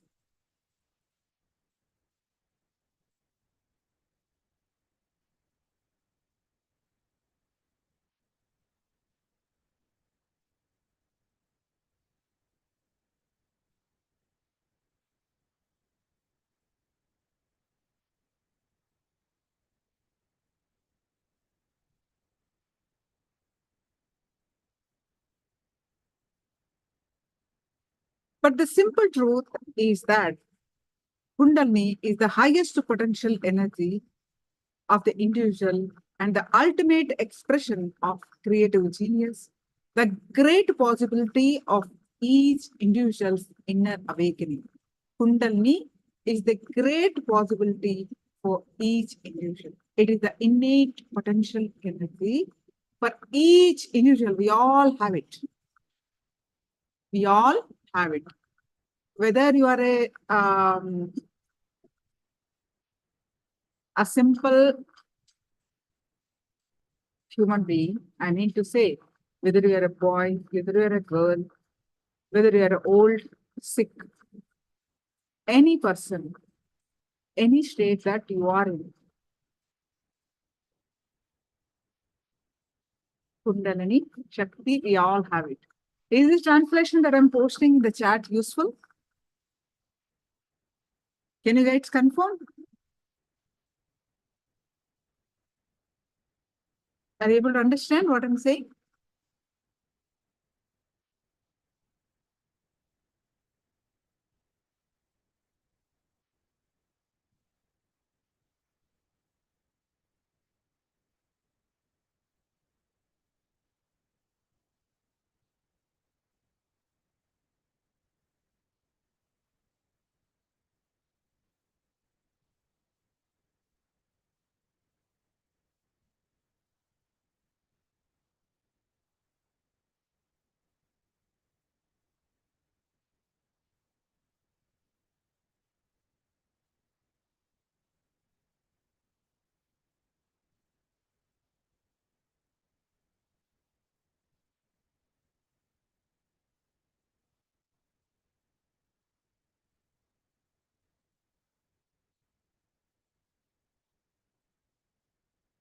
Yes.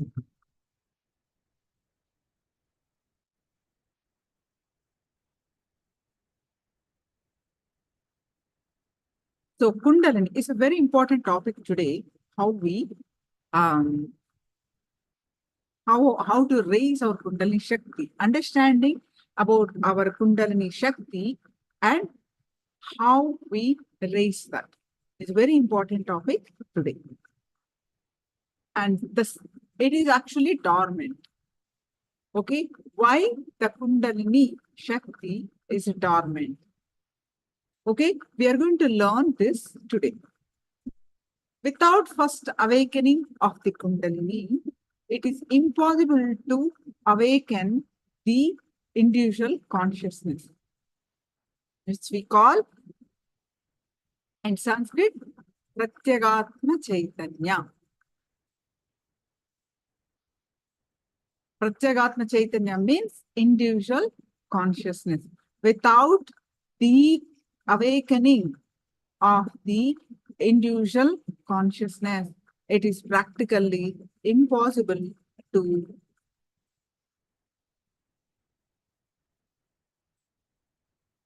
awaken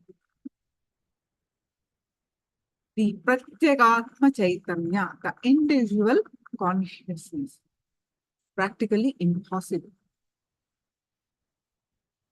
The awakening of the Kundalini opens you up to the greater reality that exists beyond our limited individual selves. We have a lot of possibilities opens up when our Kundalini is awakened.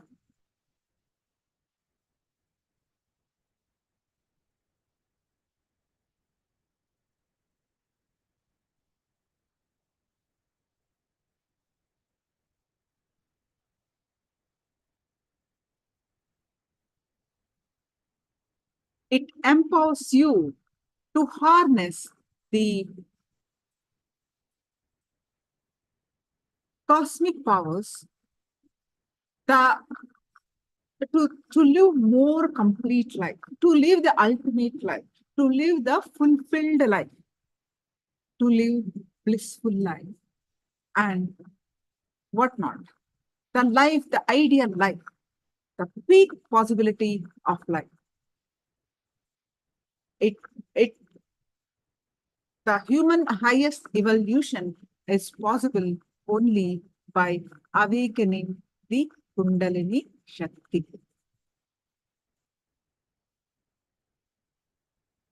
The human evolution is possible only by awakening the Kundalini Shakti.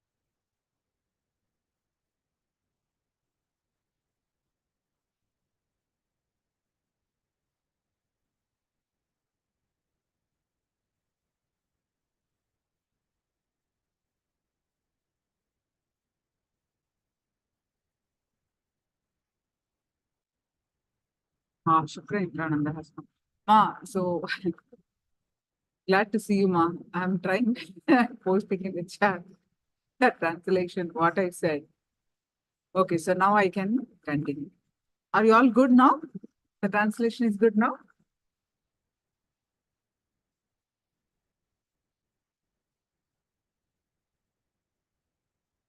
Yeah. So you just showed up, Ma? You just showed up? Okay.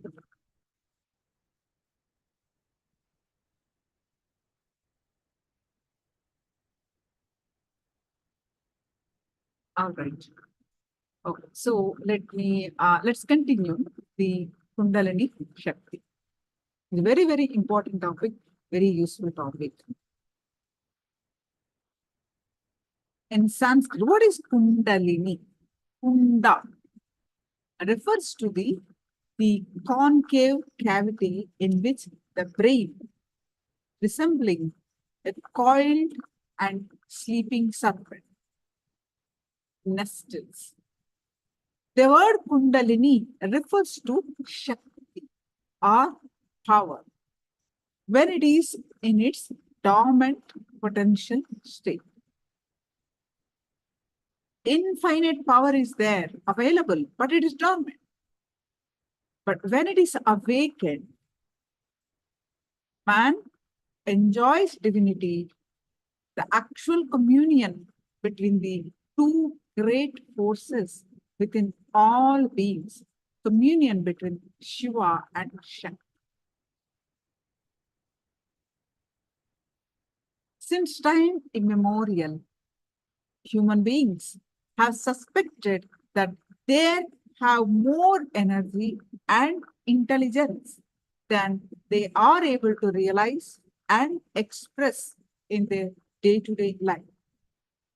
More than what their parents have taught them and what the society at large has led them to believe. Each human being have the infinite potential energy beyond the social conditioning, beyond what the society makes you to believe.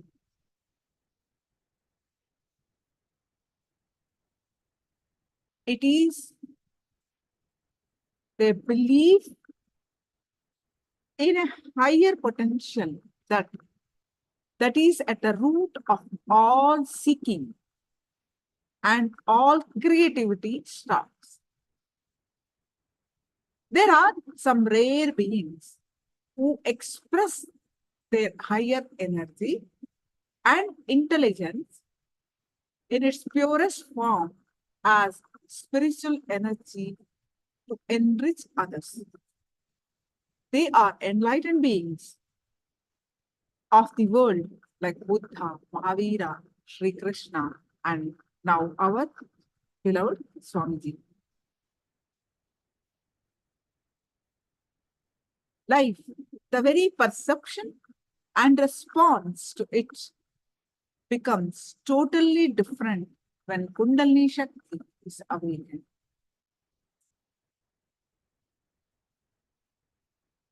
Your life, once the Kundalini Shakti is awakened, your life's response is totally different. Once activated through initiation by an enlightened master, this Kundalini Shakti leads to extraordinary experiences and energized, enlightened lifestyle. When you awaken your Kundalini energy with the right knowledge, right context, right understanding, and the right technique, right process, it can give you anything you want. Kundalini bring the space of positivity to you, space of possibility to you, space of leadership to you, and the space of enlightenment itself to you. Actually, Kundalini is a kalpataru. What is that? Wish-fulfilling tree. Once the awakening of the Kundalini, you can manifest anything that you want. It can give you anything you want, and the space of unnecessary things that deviate you are the space of not wanting those things. So it is once the Kundalini is awakened, you are entering into the space where your life leads to human life to divine life. You start living from regular human life to divine life. Your divinity starts expressing of divinity, expressing of living and radiating enlightenment starts with Kundalini awakening.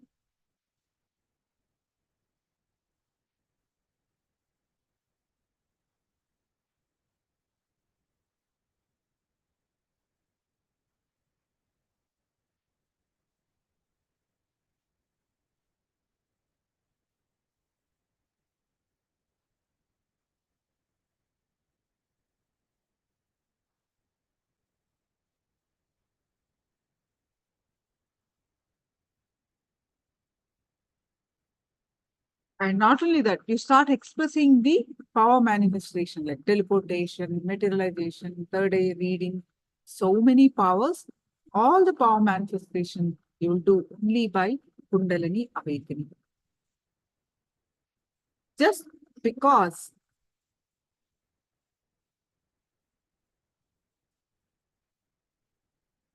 you are not able to manifest powers means your Kundalini has not reached.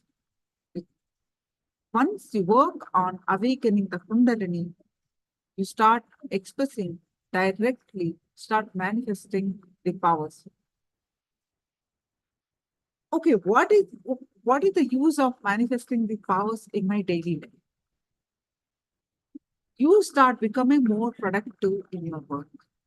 You are more aware of your life. You are more conscious. You are more intuitive.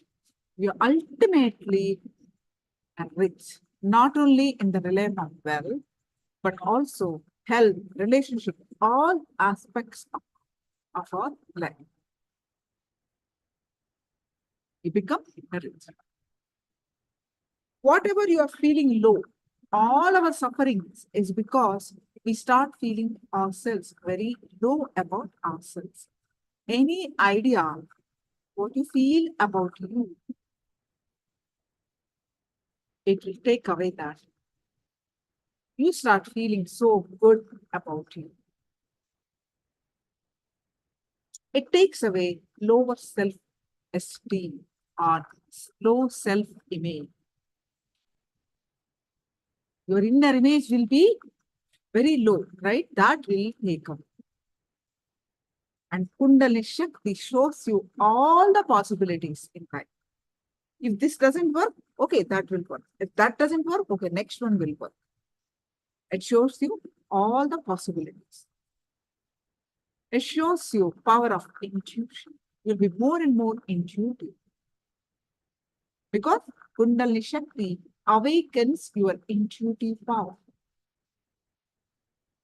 It awakens your intelligence. And the common patterns, tiredness, boredom, forget what they are. What is tiredness? What is boredom? You will not have tiredness. You won't say, I'm tired, I'm bored.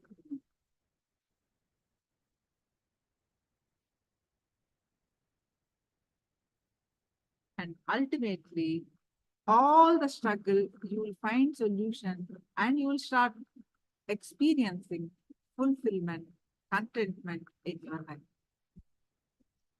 You simply forget what is tiredness, what is boredom. Always excitement about life, and you start feeling so good about you, and you start expressing fulfillment, and you radiate a living enlightenment. Live and radiate enlightenment. All the inner conflicts you forget, inner struggles that you carry, incompletions that you carry, you get out of it.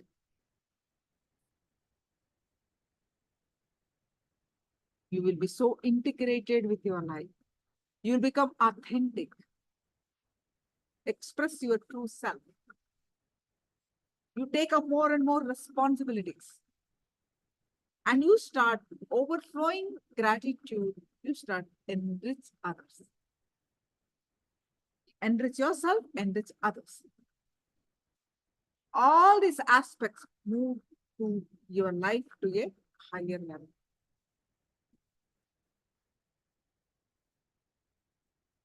The way you think about yourself, the way you think about others, the way you project everything in a different plane altogether.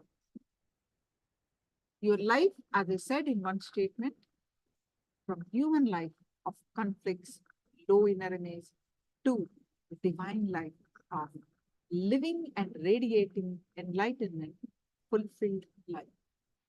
Just with the awakening of the Kundalini. You become a new being. You become a new being.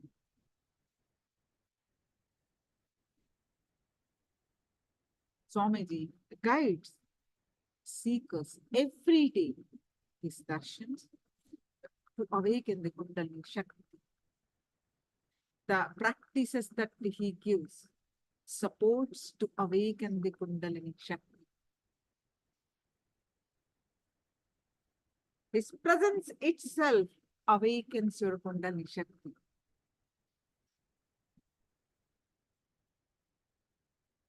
You start evolving physically, mentally, and spiritually. All that Swamiji teaches, whether a one-day program, a Kalpataru, 2-day program, 4-day program, 10-day program, 21-day program, so many programs. As a matter of fact, his presence, his substance, darshan, everything, initiations, all this, just one thing, to awaken the innate potential energy in you. All these are intended to awaken the Kundalini Shakti. How many of you are able to get it? All this is to awaken the Kundalini Shakti.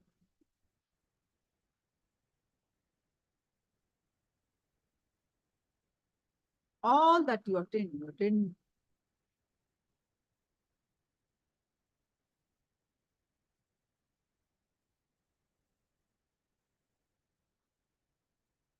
all that to awaken the Kundalini Shakti.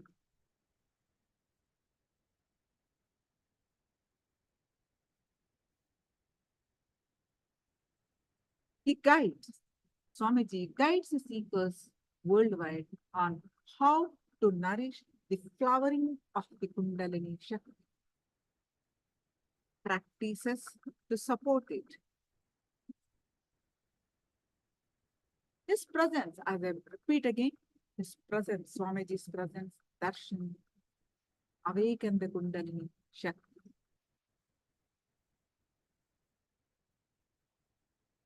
Yesterday, we did one meditation. How many of you, I don't know, how many of you attended?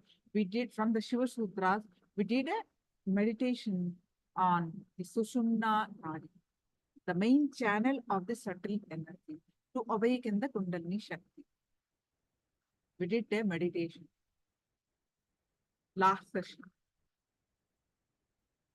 So with that, Kundalini energy ascends through the spine, through the Sushumna Nadi, the main channel. Sushumna Nadi is the main channel of the subtle energy. It results in a huge energy influx into the brain. As the Kundalini Shakti flows from the nadis, the subtle channels, Ida, Pingala, we are the thalamus to cortex in the brain.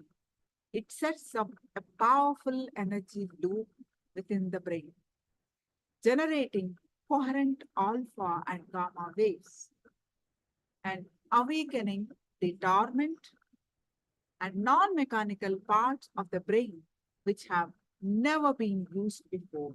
Understand, the brain power that we have, we use only 5%. Most of us use only 2 to 3%. Little bit intelligent people, 5%. The rest all over 90% is unused. The non-mechanical parts of it unused. So Kundalini Shakti awakens the non-mechanical parts of your brain, which is dormant, never been used before. And that part, that hardware for. So what happens when they are awakened? You will have higher possibilities, higher consciousness. The brain's mechanical parts, on the other hand, take care of the mechanical functions of the body, movement of blood, movement of intestines, movement of the heart, movement of lungs.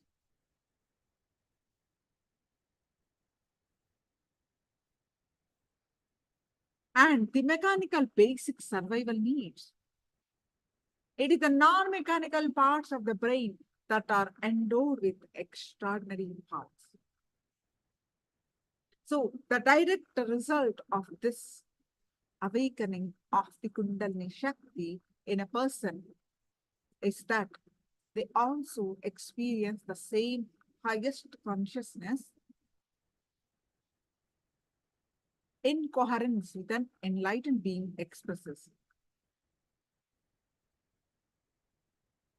With increasing level of coherence, the whole brain comes alive, tuning into the superconductor of conscious energies that results is that heal everyone, empowers everyone, and transforms life. How Swamiji is doing to all of us.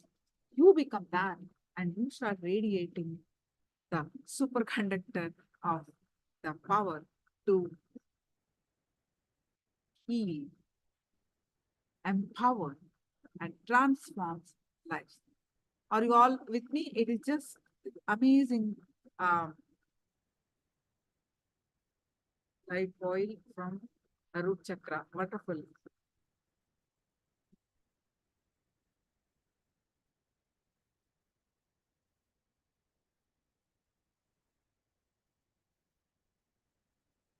So attend to the sessions today and intently. A really useful session. Of course, every day sessions are useful. Really transforms you into a new being. All we need is intensely attend the session and implement, internalize, and implement in your life for you to see the transformation. Any questions? Do let me know.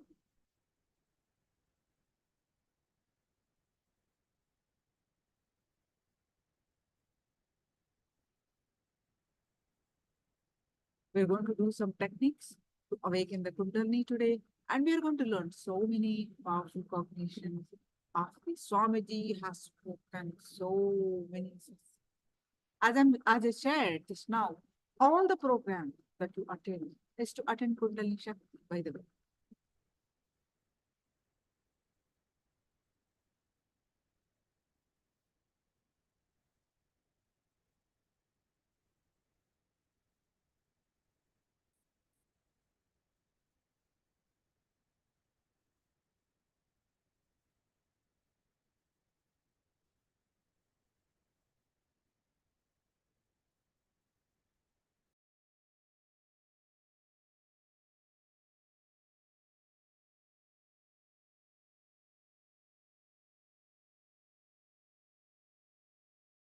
Yesterday, we learned Shiva Sutra, some of the Shiva Sutras. And Swamiji has spoken various satsangs, as you know. And through Shiva Sutras, what Swamiji shared while sharing the Shiva Sutra satsang, what Swami shared about the awakening of the Kundalini Shakti, we're going to listen to a short clip on awakening the Kundalini Shakti.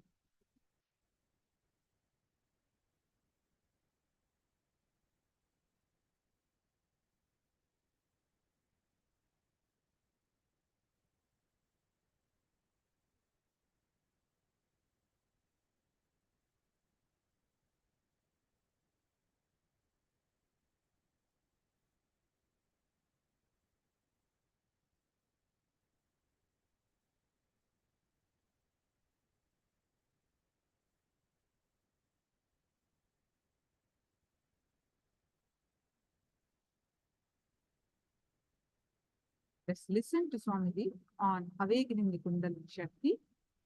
And when he delivered this,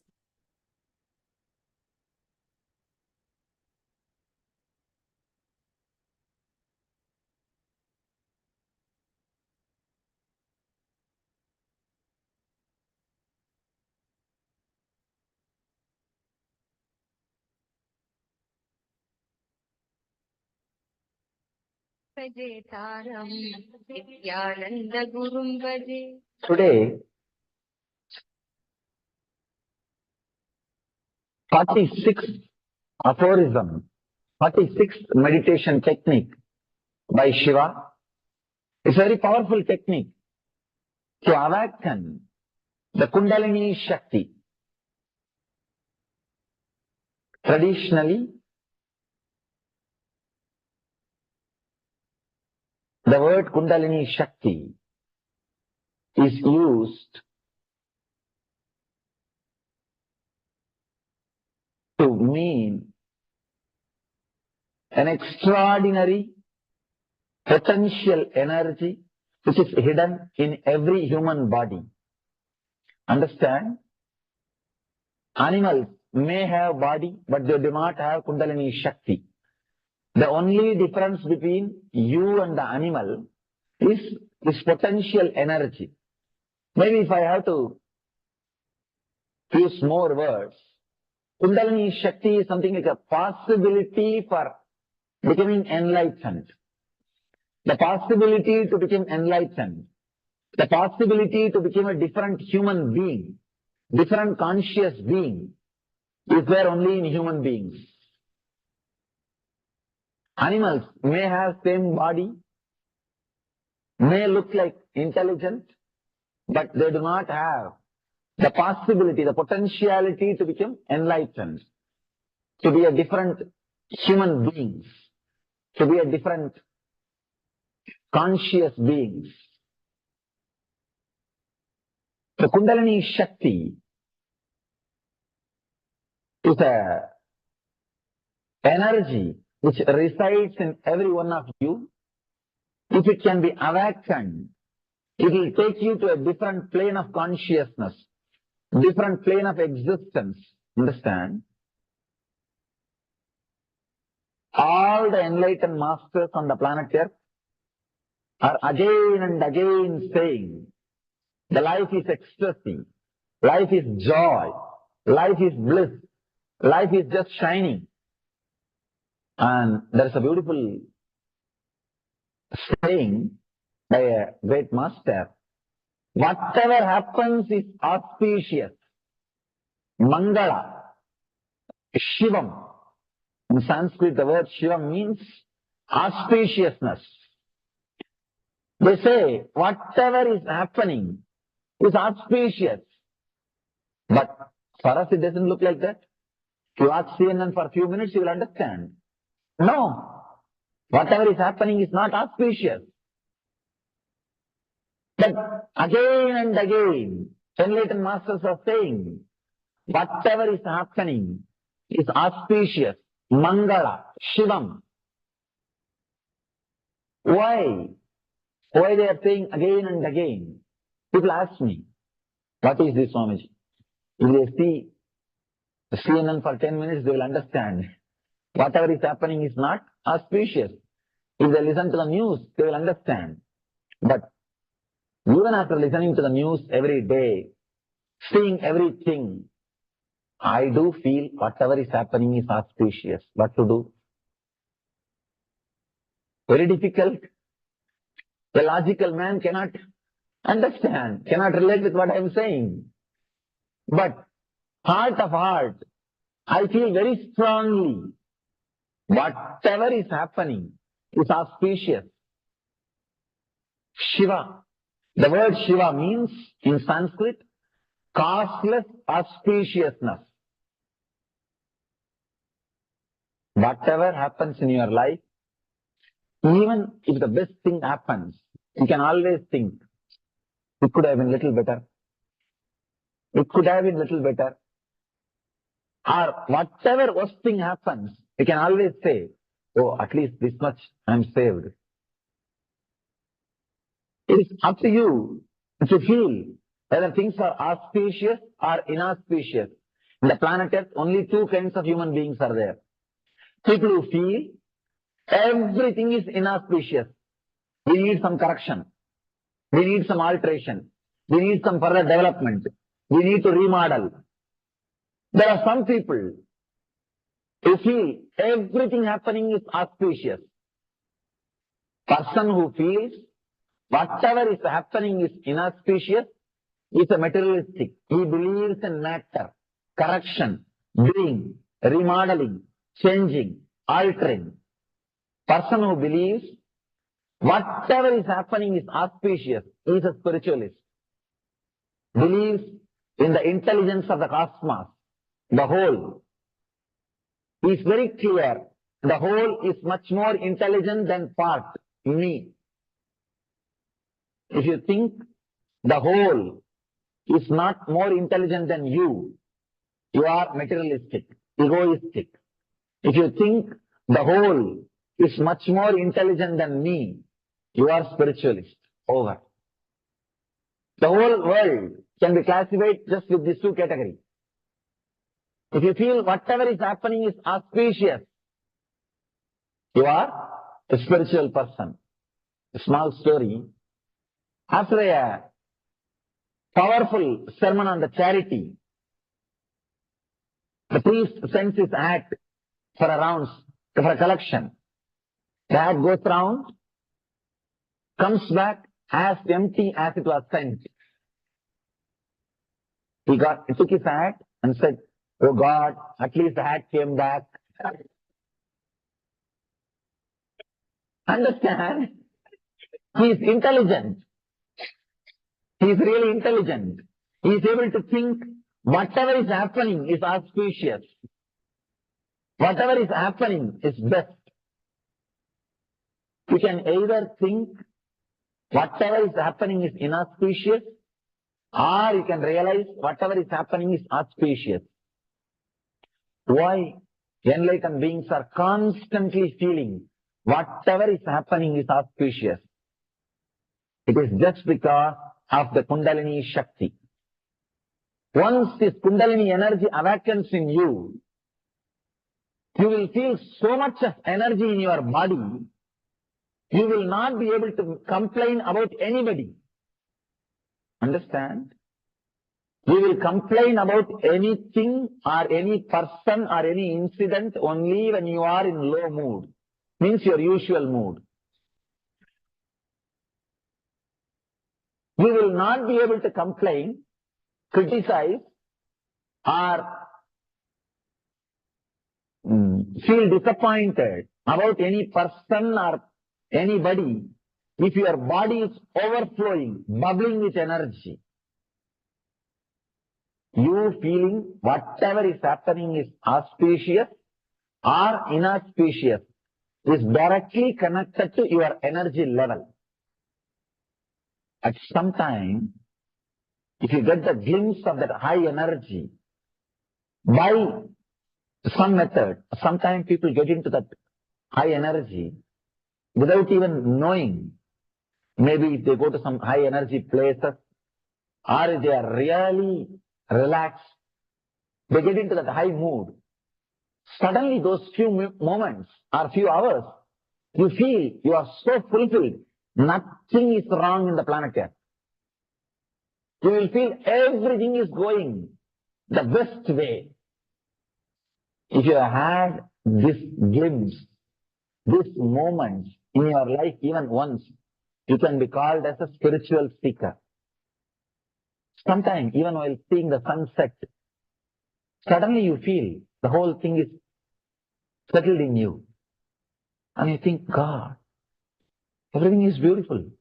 Things are happening. It's okay. Suddenly, some mood, you are silent, you are relaxed, you are filled with energy, and you see whatever is happening is auspicious. There is only two planes of existence. One, the plane of normal human beings. Whatever is happening needs to be altered. Anything they cannot say, I really like that person, but they can't stop, they can't end a sentence without that but. Without that but, they can't end any sentence. They cannot make a statement without that but, there ends. If you are using that word, but, or this, then you are a human being. There's another one kind of existence. Whatever happens, he is not bothered at all. In Gita, Krishna says, Samaschitta. It does not mean he is not compassionate. Understand? A person who is balanced does not mean he is not compassionate or he doesn't suffer, seeing others struggle, others suffering. He tries only to remove others' suffering instead of him, he is suffering with them. People ask me, Swamiji, if you are not disturbed by others' suffering, how can the world run? I tell you, no, you are understanding very wrongly. You are not supposed to start suffering by seeing others suffering. You are supposed to remove their suffering. If you also start suffering, what will happen? If you also start suffering, what will happen? Nothing will happen. You will add more suffering, that's all. Earlier we had 20 people suffering on the planet Earth, now 21 people are suffering, that's all. That is not the thing we need. One person came to me and asked, Swamiji, I have wealth. I feel the suffering of poverty. Shall I share all my wealth and distribute to all the poor people?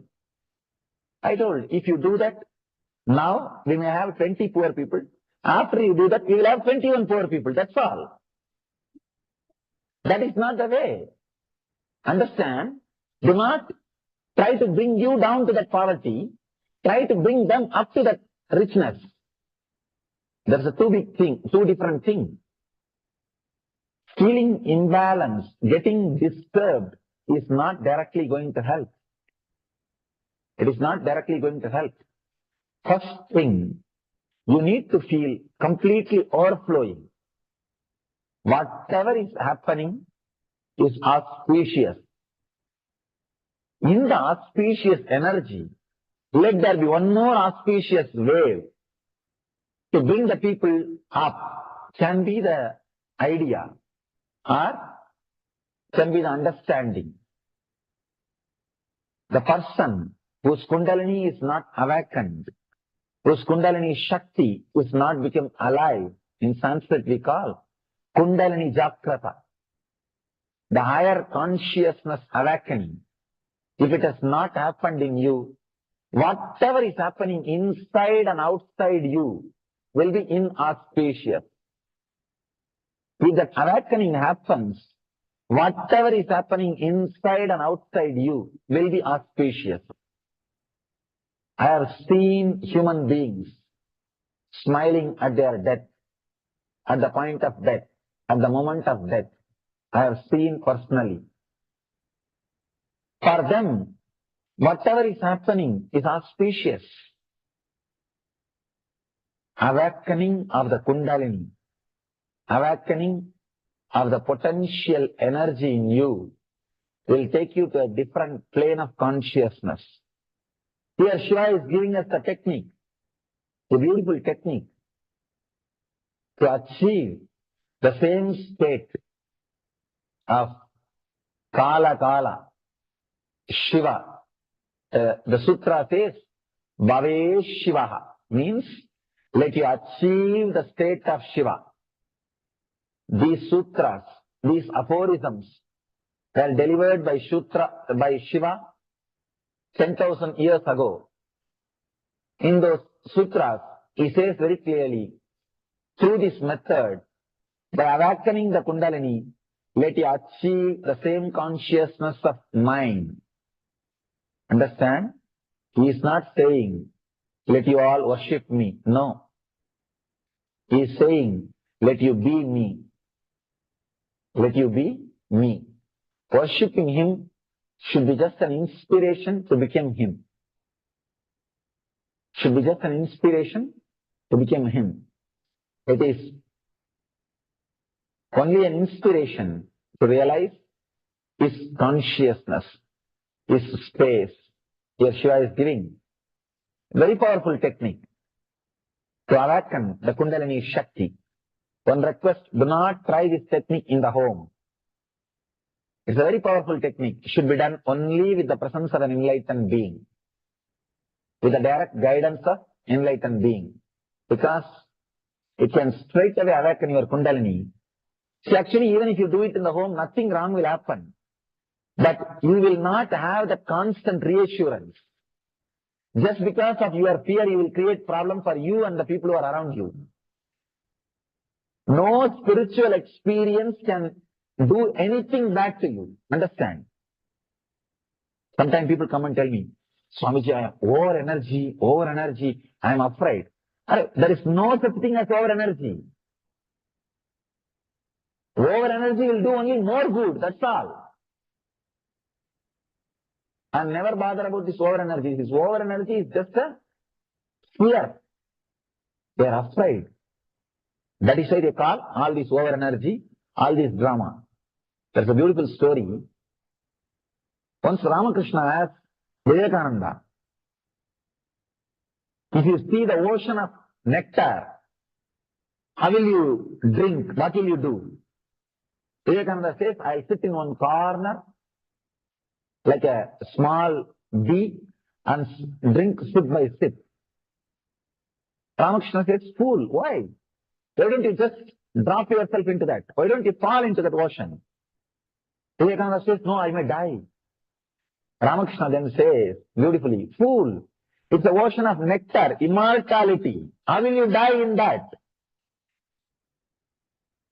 It is ocean of nectar. The moment you fall, drop yourself into that, even if little bit goes inside your mouth, you are already immortal. How can you die? You can't die by dropping yourself into the ocean of nectar. Same way, you can't have some negative things by over energy. Over energy can be only more positive and more good. How can that be anyway negative? No. It can only do more good to you, more positive things. But the initial level, you may not be able to strongly feel this and be reassured. When you get some experience, you will start creating more trouble for you and others. And I will be receiving email. And just for that reason, I am telling you, don't do it in the house. Otherwise, this will not create any danger. It's a very powerful method of awakening the Kundalini using your whole body and the sound. Understand, he is teaching a powerful method to bring your whole body to alive. He is asking you to contract the rectum and stop the ears. Means he is directly asking you to work on the Muladhara chakra, the root center, and awaken all your centers. The root center is at the end of the spinal cord. End of the spinal cord, your base center, base chakra, Muladhara chakra is there. He is straight away giving a technique to awaken. The Kundalini Shakti is also there only. The Kundalini Shakti is in the Muladhara chakra. That is where the Kundalini Shakti is there. He is straight away asking you to awaken that center, to bring the Kundalini Shakti up. Very powerful technique. Let's understand few things about why he is asking us to contract the rectum and awaken. This is called Ashwini Mudra in Sanskrit. In Sanskrit, we call this as Ashwini Mudra. Why he is asking us to do this technique and how it can awaken the Kundalini Shakti. Understand? Your fear is directly connected to your life energy. Here, Shiva is neither using fear nor using greed to flood you with energy. He is using meditation. There are three methods through which you can flood your system with energy: fear, greed, meditation. The problem with flooding your system through fear and greed, it will tire your system. Here Shiva is giving us the powerful technique to awaken, flood your system with energy, neither through fear nor through greed.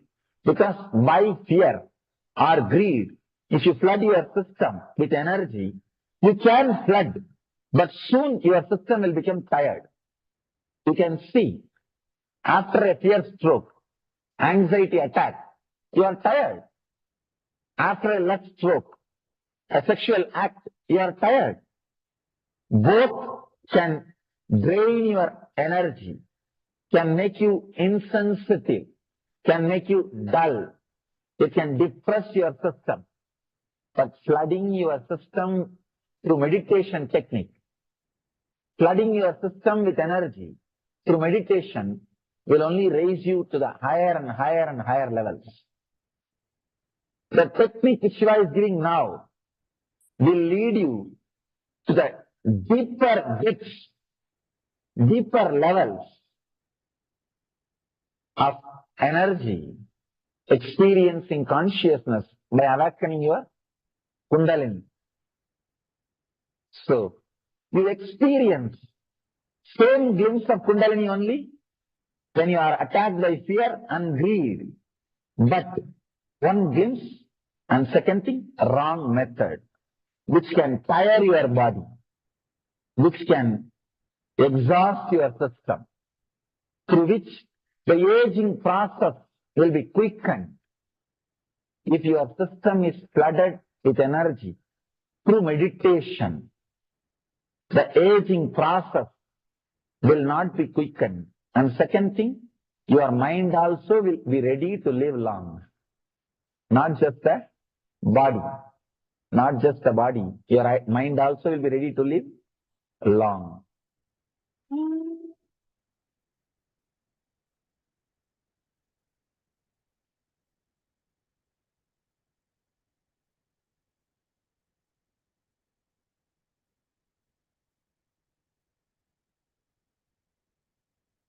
So, can you all post what is your understanding so far? Internalize and post it.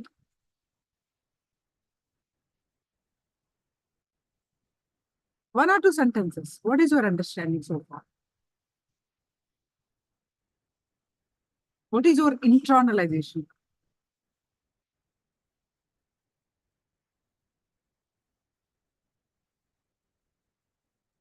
So, Kriti, easingly, what is your internalization?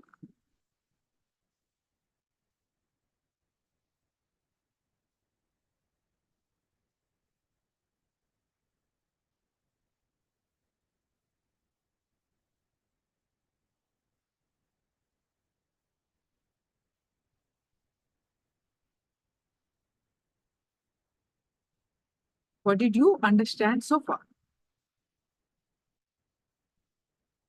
There is a reason you all know. Only when you internalize, you remember. Otherwise, you will just hear and, yeah, something is there, but you forget. When you internalize, you learn more, you understand more.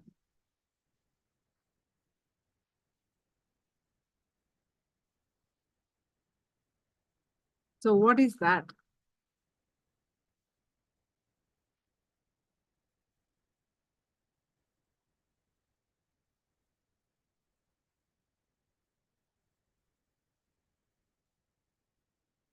Kundalini Shakti is real, energy booster. Yes. Mihri. Not energy booster, ma. This is the energy. It is right now in dormant because of our conditioning. It has to be awakened. What Swamiji does, his presence, all that, his programs, everything is to awaken the Kundalini Shakti. And agingly, always keep high energy, otherwise we cannot awaken Kundalini. Perfect. Always be in powerful cognitions. Perfect. Perfect cognition. Sukriti, what is your, you also add to it. Even in Chinese, you can post it. Wang Zhongli, Liang Wang. You guys post in Chinese also, no problem. But internalize and post it. I'm telling you, you will understand more.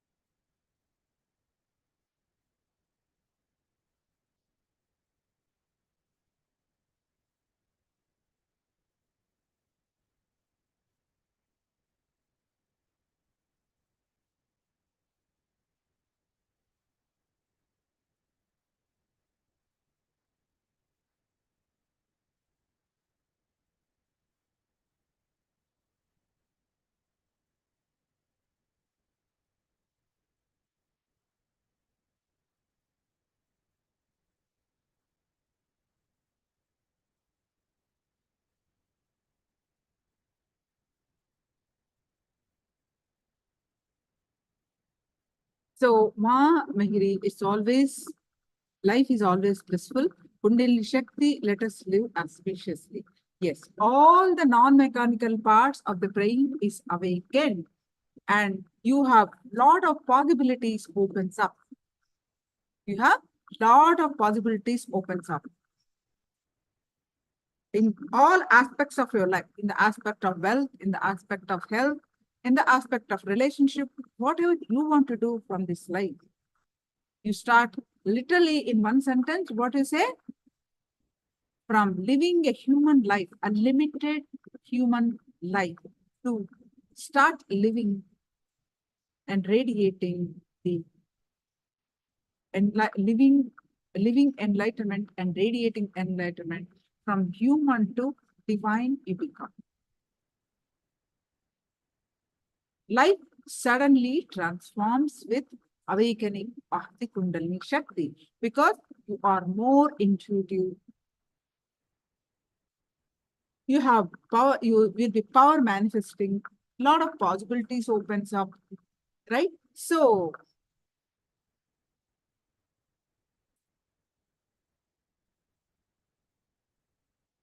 and it is not that some person has more energy, some person has less energy. Everyone, if you are a human body, you have the infinite potential energy. It doesn't matter you are a rich person, you are a poor person, you are a sick person, you are a healthy person, you are a small boy, you are an aged boy, you are a young adult, you are middle aged, doesn't matter. You have this infinite potential energy, irrespective of whatever state you are in. But where is it? Why am I feeling tired, bored? It is dormant. Why it is dormant? Because of your conditioning. See, the great athletes, right? The great athletes, they achieved Olympic medals. And the great people who are successful CEOs, the great singers, anything, they excel. Some of the successful people excel in their chosen field. Why? Because they channel the available Kundalini Shakti into that aspect of their life. Cognizing it? Are you able to understanding it? All the successful people are able to channel the available Kundalini Shakti into the field. They believed in themselves. So they harness the power of Kundalini Shakti.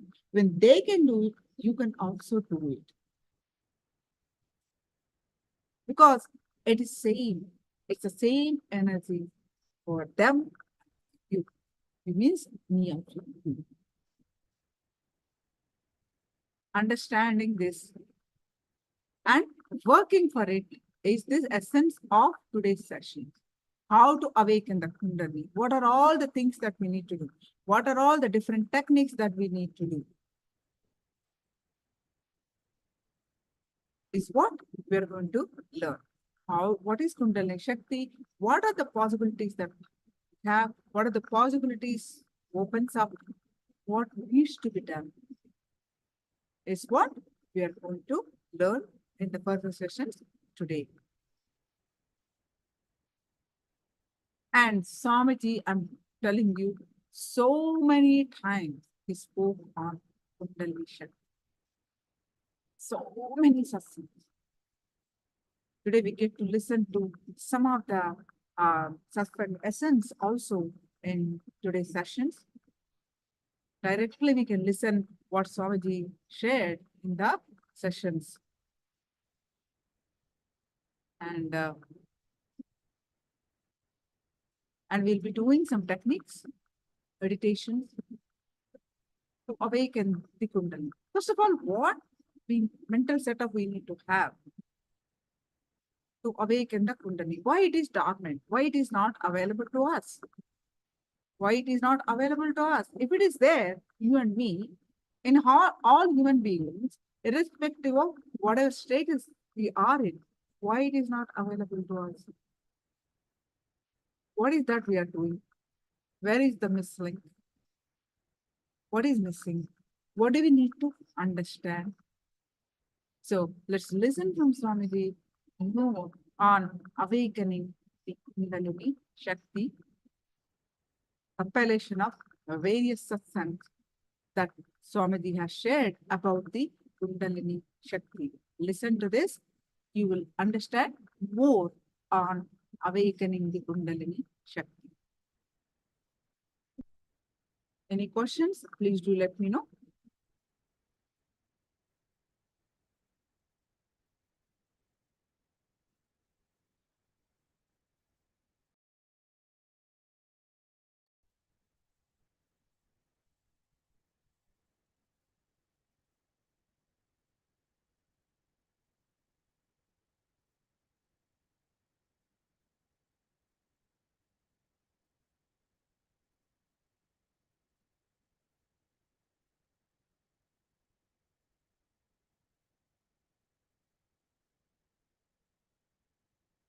It's constantly radiating.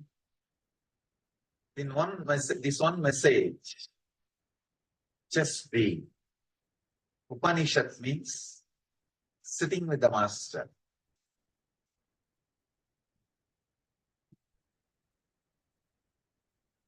Himalayas is the ultimate master.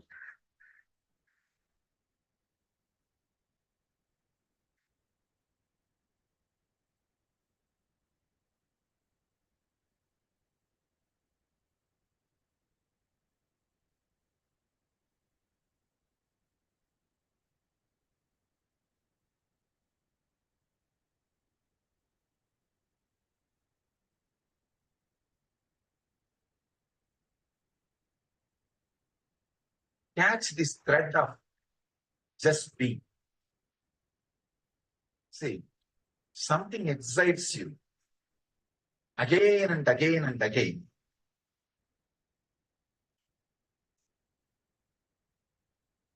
That is the path for your enlightenment. So make sure just being, the Upanishad, excites you again and again and again. That is your sadhana.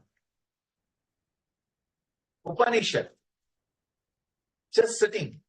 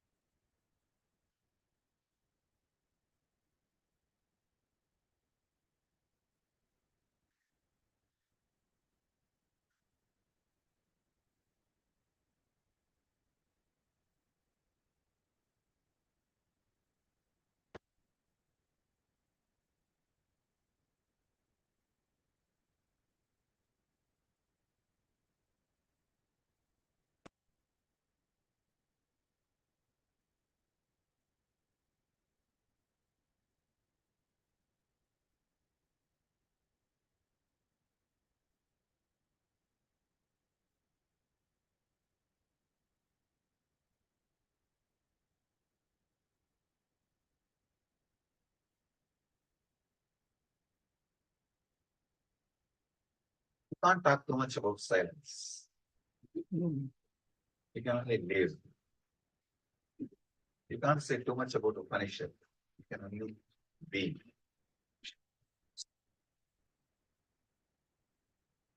So take this as today's message. Just be. Upanishads.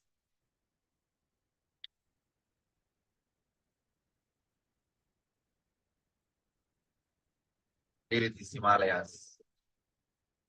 Be with this Ganga. Be with the Master. You have Murti, Tirtha, Sthala. All the three.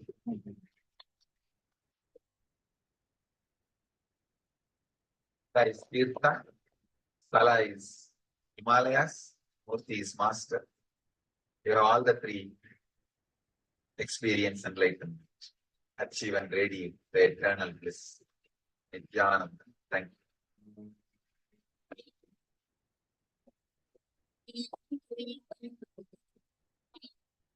Yesterday I was given a question from a satsang center. The question is, basically a devotee is asking, do you initiate only the people who are sitting live with you, directly watching the satsang, or people like us who can't watch directly, who can watch only through the YouTube, the recorded discourse later on? Do you initiate us also, who watch the discourses later on, through the YouTube, through the recording? I wanted them to know, please understand,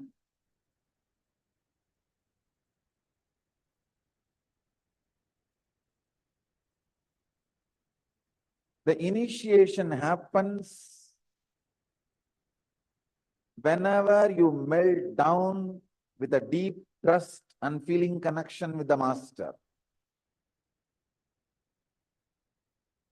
When you melt down with a trust and deep connection,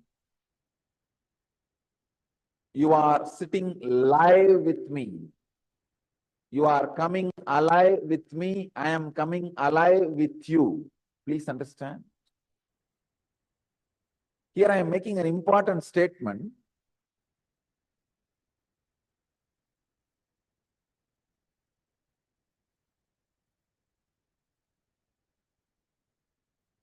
A sincere seeker, a sincere disciple, when he sits with a deep, melting, relaxed mood with the Master, not only Master comes alive with the disciple, disciple also comes alive with the Master. Please understand. Not only disciple feels fulfilled, Master also feels fulfilled. When a sincere seeker melts down in the deep trust and relaxes, the transmission of the lamp happens automatically. If you are sitting with a deep trust and a relaxed mood, understand, I am alive with you, you are alive with me. When a sincere seeker sits around me, not only he is fulfilled, I am also fulfilled. My mission is getting fulfilled. Sincere seeker, when you sit around me, I don't even expect you to do puja to me or meditate or do any rituals. Just if you sit around me, not only you are fulfilled, you are feeling the fulfillment. I am also feeling the fulfillment. When a sincere seekers come and sit with me, I am also happy. A sincere seeker deeply fulfills the Master. When you melt down and sit with a deep trust, the connection happens, the initiation happens, the transmission of lamp happens. But one thing, If you have the habit of coming and sitting in the morning satsang, not only the initiation will happen, you will practice these techniques systematically, and the next evolving will be more easy. There are so many instructions and understandings which I add continuously every day. If you are watching the recorded discourse on YouTube, you will not be watching in proper time. Today's session you may watch tomorrow, and yesterday's session you may watch day after tomorrow. The timing may not be proper. So only those difficulties should be avoided. If you are watching the recorded discourse on YouTube, decide every day you will sit only at particular time. Watch only the last day, yesterday's discourse. That's it. So have that habit of maintaining that continuity. Don't change the dates and time of the discourses. If you have the continuity, you will have the same effect of watching the live NTV.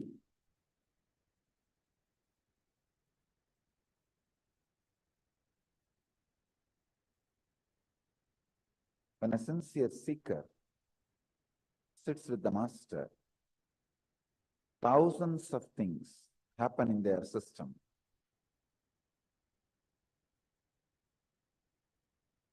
Upanishad completely awakens your inner being, the inner self. Patanjali's Yoga Sutra, 160th Sutra, in 3rd chapter, 10th verse, subject is Upanishad.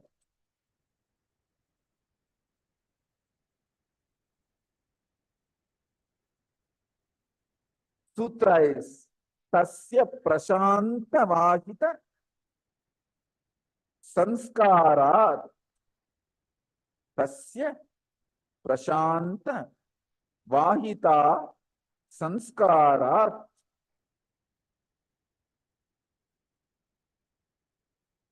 I wanted to translate the sutra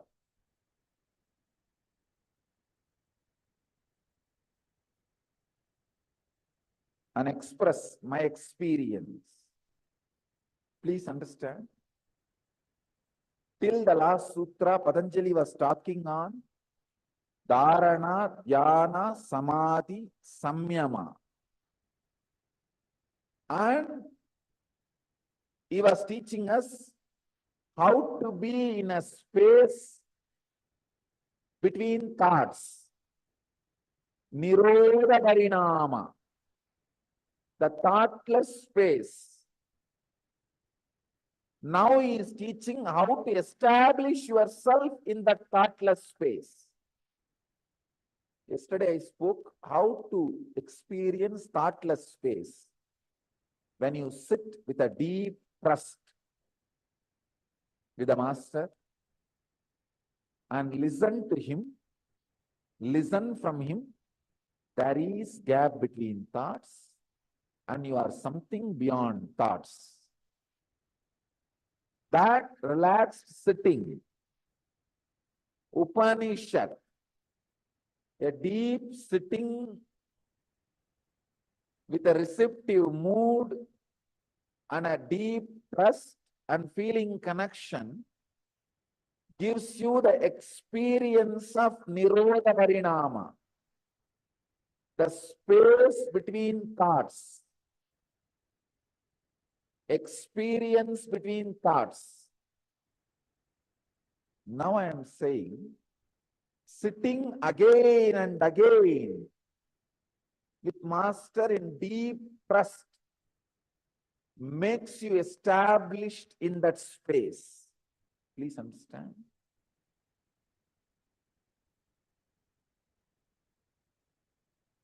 sitting again and again in a deep trust, with a deep feeling connection, in the restful awareness with the Master, establishes you in the thoughtless space, cloudless sky.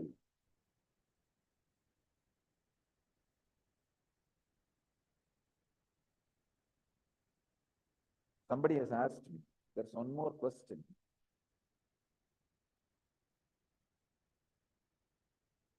What is it that is really working for the seeker? Is it self-effort or Guru's grace? This is one of the important problems seekers face in their life. Is it Guru's grace or self-effort? If it is self-effort, why do we need Guru? If it is Guru's grace, why should we do any self-effort? I am solving this paradox, this problem once for all. Understand, you need to have self-effort to be in Guru's grace. You need to have Guru's grace to have self-effort. Both are not contradictory. When you catch Guru's grace, put your self-effort to be in that grace. Avoid all the negative talks, negativity about the Master and you.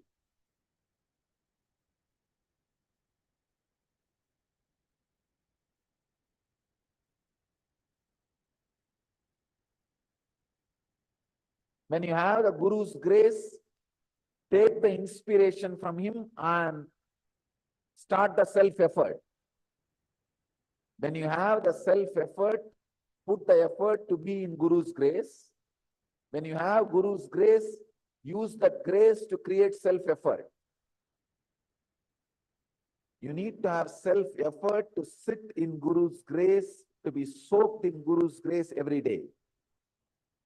The last sutra, Patanjali says, how to experience Nirodha Parinama. Means the dimension of thoughtless space. A beautiful word, Nirodha Parinama. The dimension of you in which you are thoughtless. The space in which you are thoughtless. How to experience that? Experience happens when you sit in a deep trust with the Master.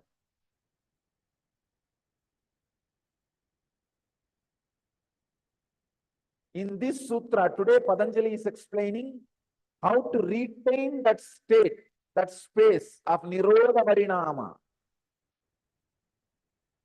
Soak yourself in that space again and again and again. Try to sit in that space of deep, restful awareness, deep feeling connection with a deep trust, again and again and again, as much as you can. Let your whole body be soaked into that pure experience, pure space.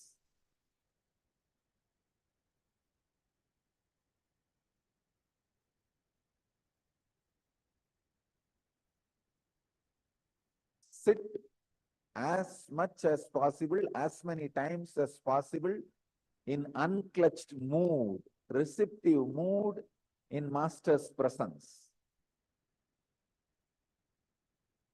Second, if you are not able to sit in the Master's presence, even if there are 7 people who are experiencing Kundalini experience, the levitation, if you sit at least with that group, where at least 7 people are levitating, that group itself will have the collective consciousness, the Master's presence.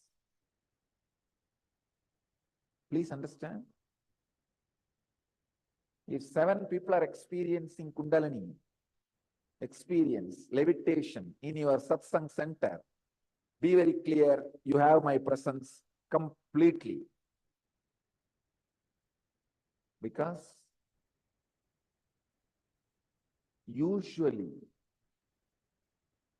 if 7 people are experiencing that levitation, all different energies related to 7 chakras are active in that space.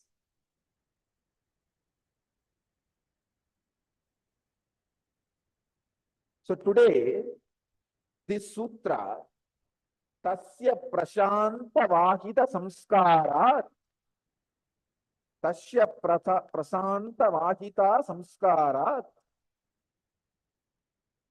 this space Nirodha Parinama becomes eternal in you when you become steady and soak in the same master's presence where the thoughtless space is happening again and again.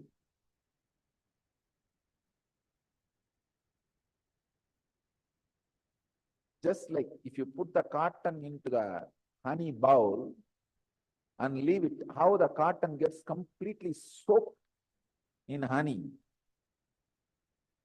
almost becomes one. Same way, put yourself in the master's presence. Soak yourself in the master's presence. And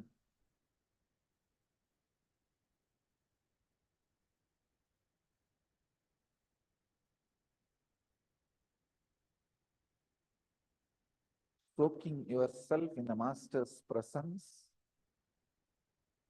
will automatically, naturally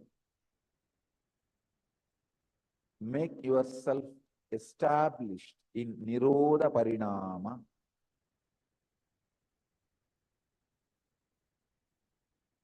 No mind state, no mind space.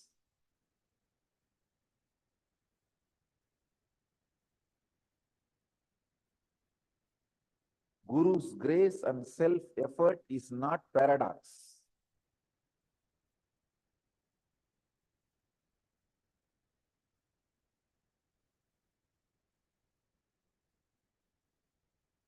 Sit in the restful awareness, unclutched move, the deep trust and feeling connection with the Master in Upanishad as much as possible, as long as possible, as many times as possible. I can give you one more tip. Every night before falling asleep, at least listen 10 minutes to some of my discourse in a deep, restful awareness, in a relaxed way. Listen and just fall asleep. You will see whole night you are not just in ordinary sleeping mood, you are in Upanishad. Whole night you will be in Upanishad.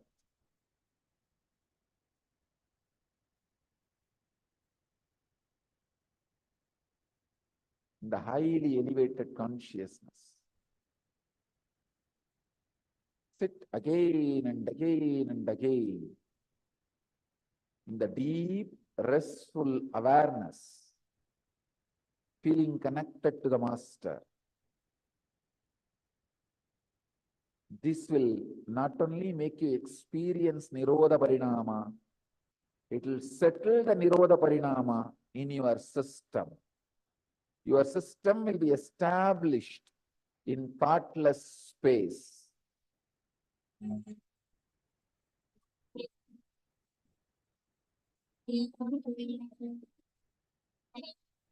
Incarnation is a huge river, but during the rainy season itself, make a small canal and make a tank inside your own land.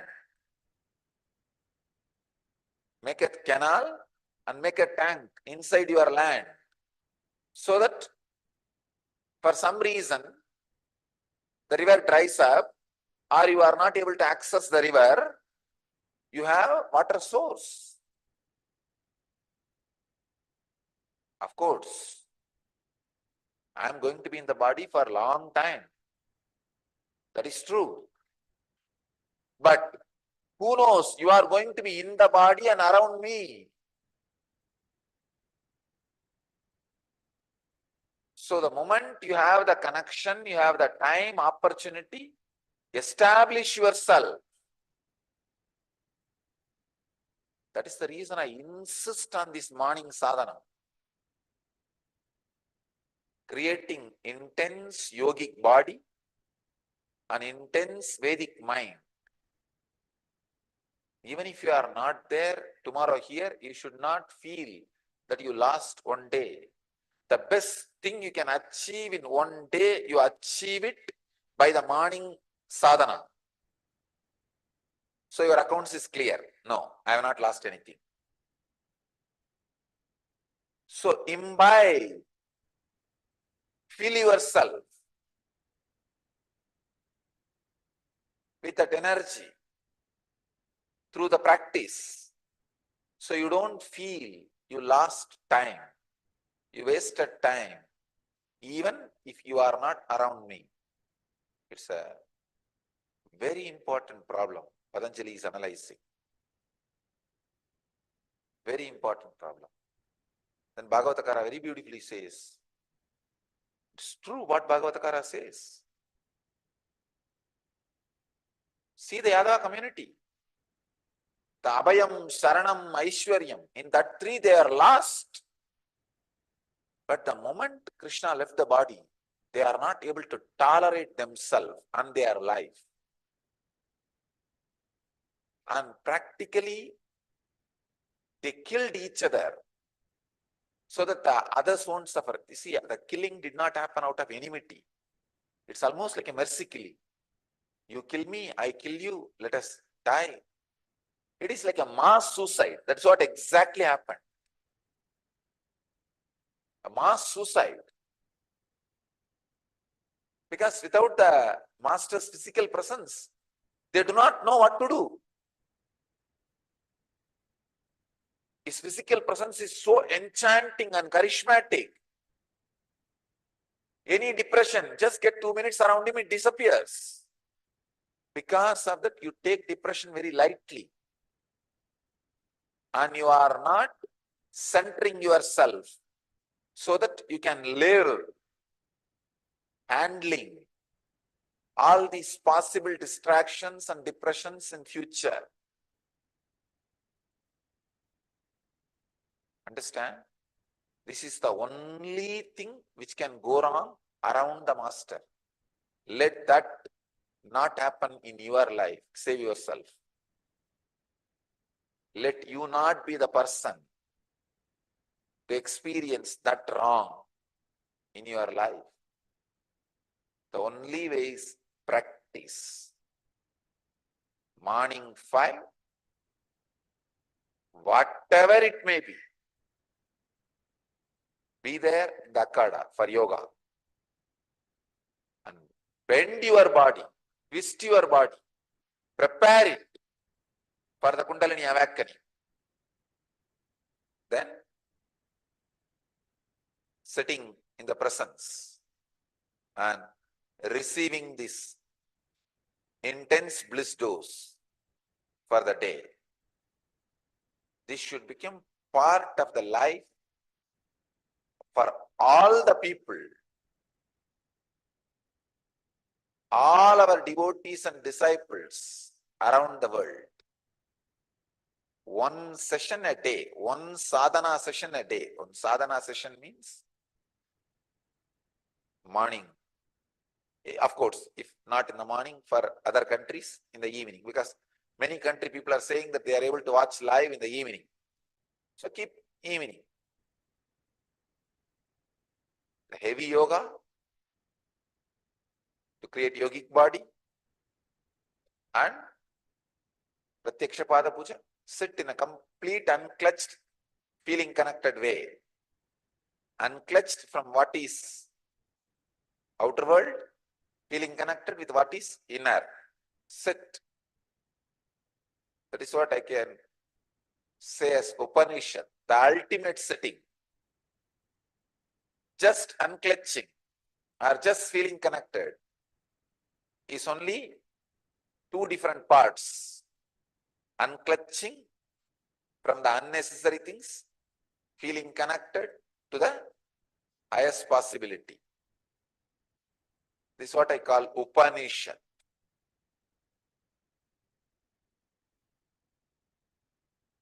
Upanishad is more deeper than Zazen. In Zazen, you sit unclenched. In Upanishad, you melt also with the feeling connection.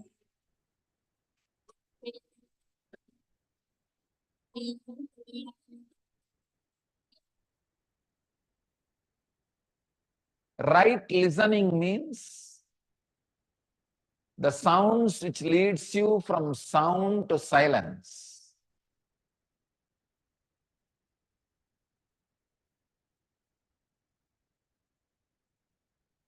The right listening can happen when you are ready to listen with anything. Chirping of the bird can lead you to enlightenment.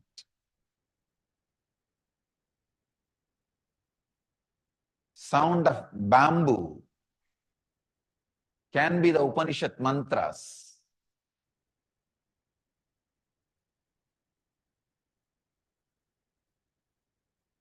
The sound of Ganges can be the Anagata Dvani.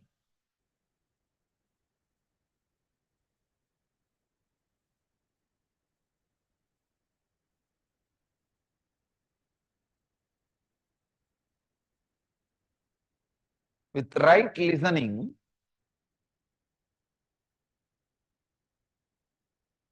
everything that echoes in your system, everything that reverberates in your inner space leads you to silence.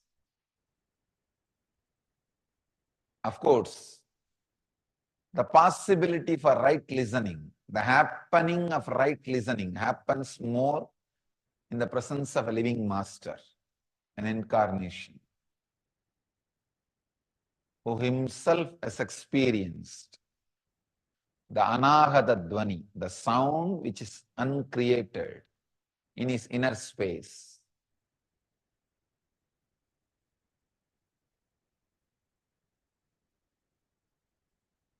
The master's words come from a frequency where what you are seeing as the world is too small.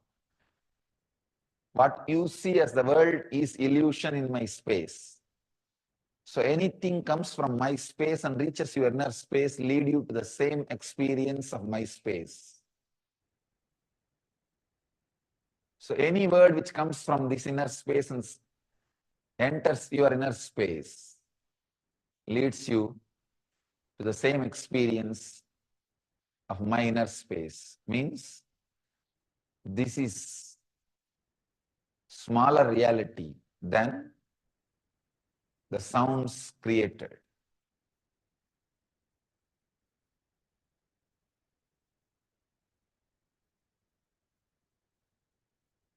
Sit with this science of right listening. The process of science of right listening. It is enlightenment. I don't want to say it will lead you to enlightenment. It is enlightenment.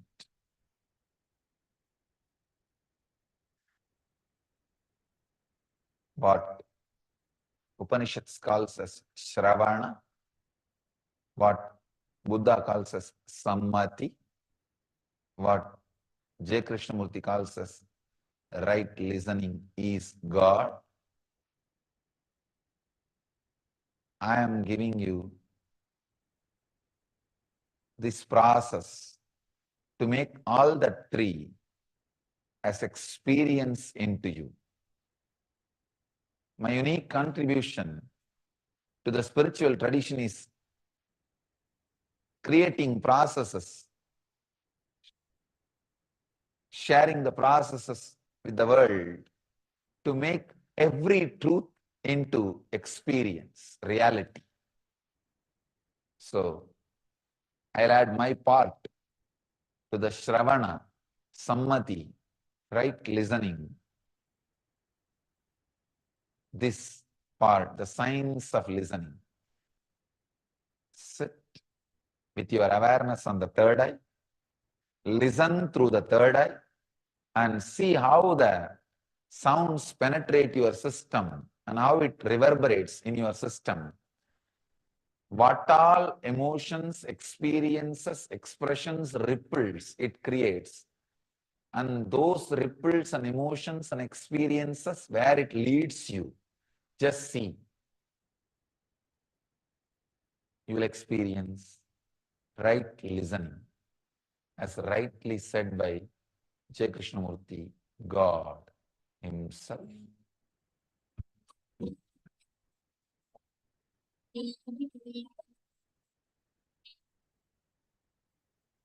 Just yesterday, I was reading an article, Stephen Hawking taking on God. He says, God has not created the world. Very beautifully he describes. It's a spontaneous happening. Amazing way is described. And all of you may be aware of Stephen Hawking, who wrote Brief History of Time. If I'm asked, I'll keep the book in the standard of Nyaya Sutras and Vaiseshika Sutras. After the Ganana and Gautama, nobody is able to penetrate to the depth of the truths of time like Stephen Hawking.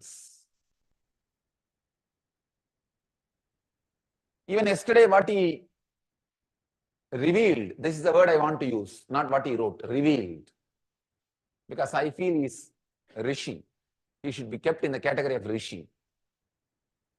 If he was in India, we would have worshipped him as a rishi and respected him as a rishi. What he revealed,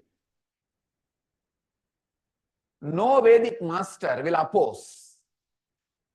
Because the clarity on what is God,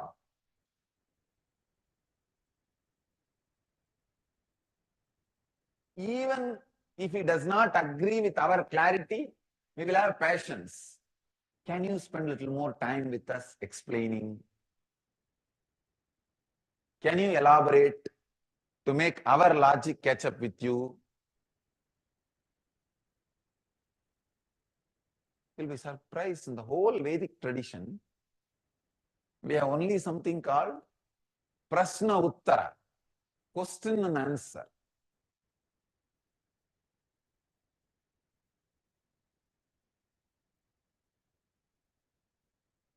When Buddha comes, ready to take everybody one step further, all the Brahmanas, the Vedic priests, drop their Shrikshuruva, Homas, Yajnas, go and sit at the feet of Buddha and evolve. When Shankara comes and ready to take people one step higher than the Buddha, all the Buddhists, they drop everything and go and sit at the feet of Shankara. When Nagarjuna comes from the Buddhist tradition and ready to take everybody one step higher than Shankara, all the Shankarites drop their danda and everything, go and sit at the feet of Nagarjuna. The greatness of Vedic tradition. Ready, always ready to listen, listen, listen. Whoever takes us one step further, ready to surrender, ready to go behind, ready to experiment, the most scientific tradition.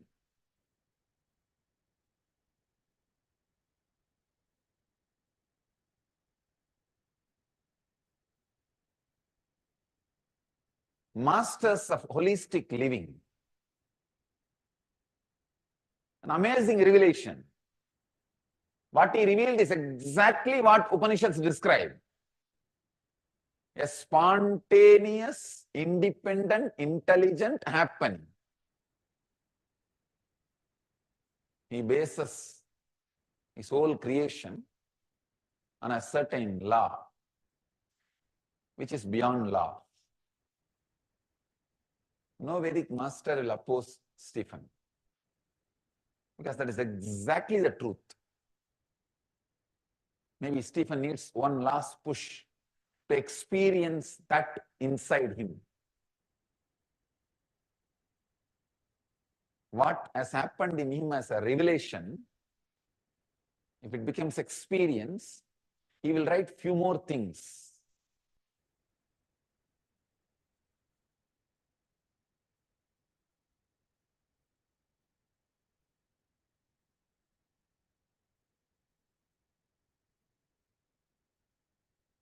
He can complete all his revelations. He can make a real last statement like Zen masters.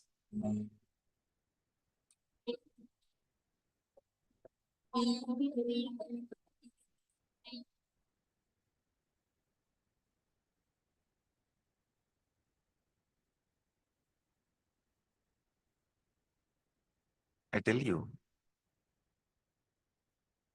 just a simple understanding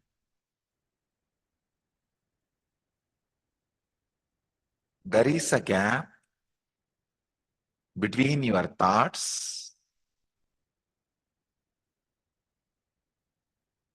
and this truth, when it is heard in such close space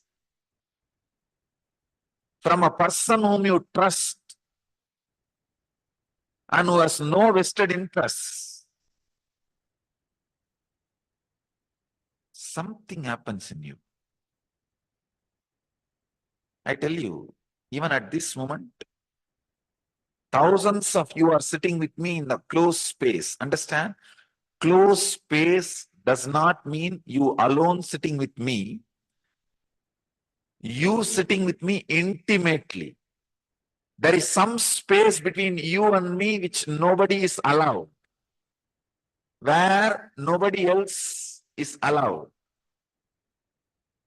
Those few moments only you cherish with me.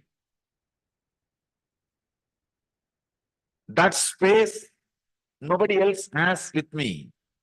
If you are sitting with that feeling, please understand you are sitting with me alone. Sitting with me alone does not mean there should not be any other person next to you.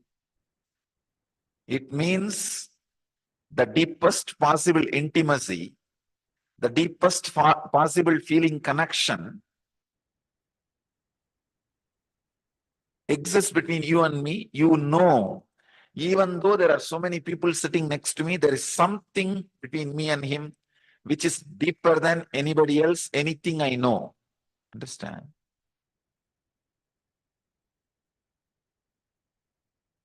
I'll explain this science because it's a very important science to experience truth, the Upanishad. If you feel the connection with the master is the deepest connection you experience than any other relationship you experience in your life, you will experience that what I am saying, sitting with the master all by yourself. You may be sitting with thousands, but you are sitting with me alone, the banks of Manasarovar, or in Kailash.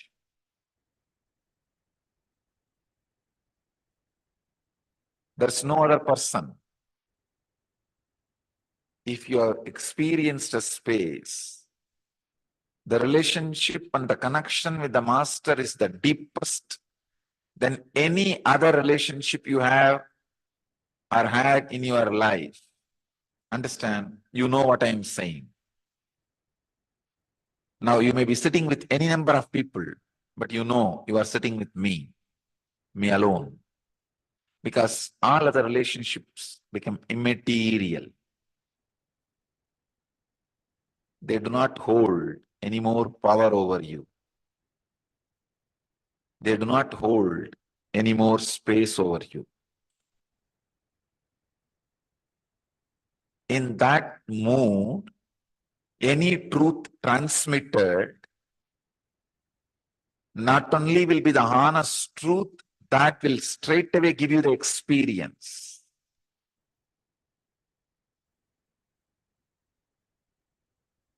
That is why I am telling you, the traditions which misses this great bhakti, love, will always tell you words are ultimate because they cannot take you beyond words.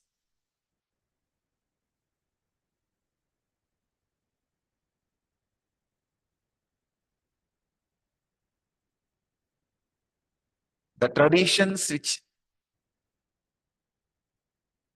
understands this guru-disciple relationship not only will accept, will be able to take you beyond words. Because to take you beyond words, you need to relax in certain space. You need to know, by me teaching this great truth to you, I have nothing to gain and you have nothing to lose. See, when I was sitting with Ram Surat Kumar, if he is going to say, word is ultimate or there is something much more than words, whatever his response will be, I know he has no vested interest. He is going to tell the truth just for my sake. He has nothing to gain, I have nothing to lose.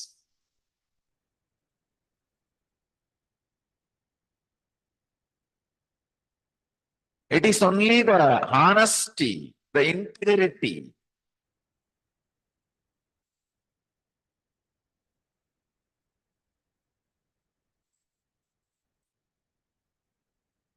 Krishna says very clearly, knowing the quality of my inner space, let you be liberated. You will be liberated.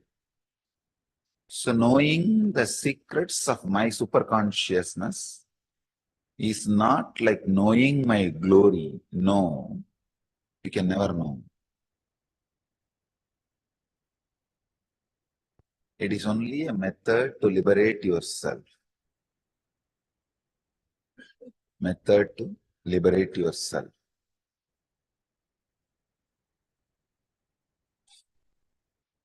Technique to liberate yourself.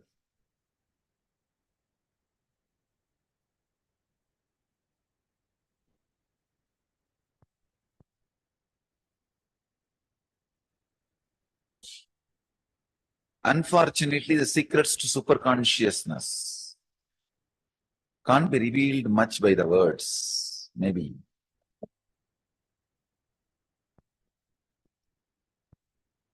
It can be revealed through the presence or the Upanishad.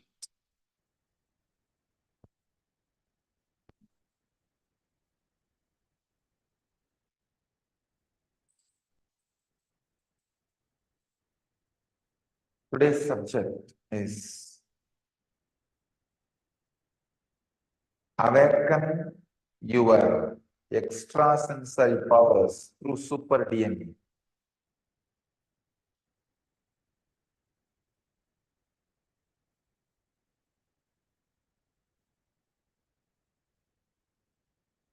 I'll share few insights about super DNA from the modern day rishis, scientists, and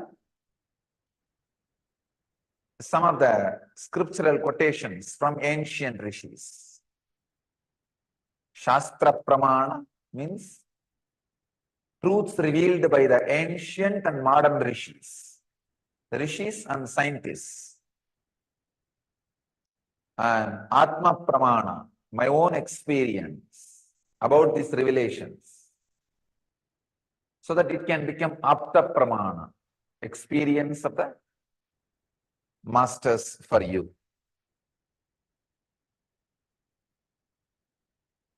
Here is a discovery from dailygalaxy.com, the website.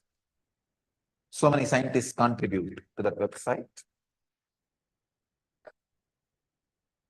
DNA has been found to have a bizarre activity to put itself together, even at a distance, when according to known science, it should not be able to.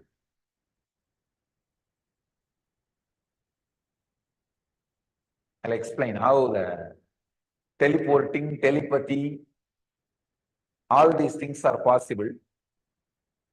It is just because of this truth. DNA has been found to have bizarre ability to put itself together, even at a distance, when according to known science, it should not be able to. Science is said to catch up with teleporting and telepathy and all that. Scientists Grezna and France found out the DNA can cause patterns in vacuum, producing magnetic wormholes. Please understand the new word, wormholes. Wormholes are tunnels like connections between areas in universe through which DNA attracts bits of information outside time and space and passes them on to our consciousness. It was noted that this information can be passed on between individuals whose DNA is turned on or activated.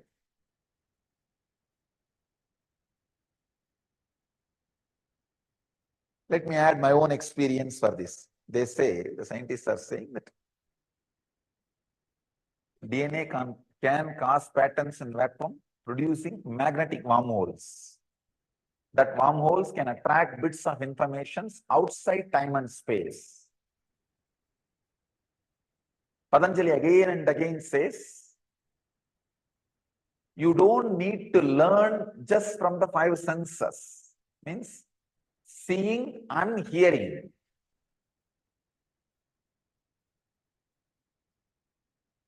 I have an example of Vivekananda. Whatever he expressed in 9 years of his public life, even for you to study, it will take 39 years, his lifetime. This proves solidly, Vivekananda did not receive all information through eyes and ears. You can take my example. Whatever I expressed in last 8 years, even for you to study and understand, it will take at least 33 years. Forget about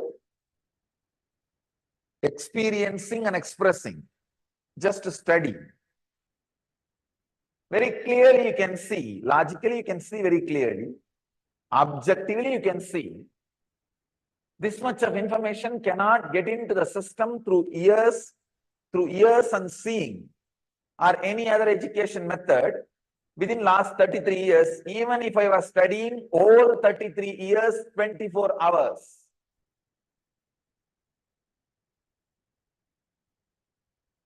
Then how did this information get into the system and comes out?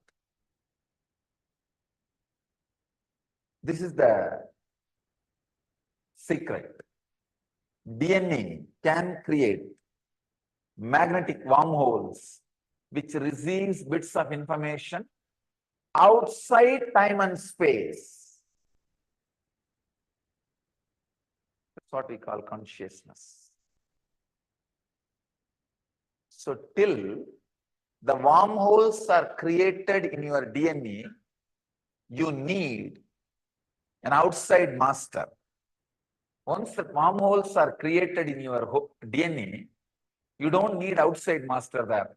Outside Guru sits inside you as Antar Guru and teaches you. He sits inside you and goes on supplying the knowledge. And another one important information, the last punchline. It was noted that this information can be passed on between individuals whose DNA is turned on or activated. Whatever I downloaded to my wormholes in DNA can be transmitted to you without using my words without you seeing or listening. Just if your DNA is activated or turned on. That is what I call initiation, Upanishad. Only in the beginning, you need to listen to my words. If the DNA gets activated or turned on, no need for words, no need for ordinary way of teaching. Just the transmission, the initiation, energy darshan is enough. That is what I was studying yesterday. Initiation is like an intense downloading into you. The knowledge and consciousness and information in this biomemory, in this DNA, is just transmitted. That is why these acharyas, once they are initiated, our trained teachers to go around and take classes, once they are initiated, there are thousands of information they never learned from my books or heard from me, starts expressing through them. The answers which they would have never heard from me or read from my books suddenly starts expressing. How? This is the science. If your DNA is turned on or activated, these bits of information which gets downloaded through the wormholes created in DNA can just be transmitted without any conventional methods.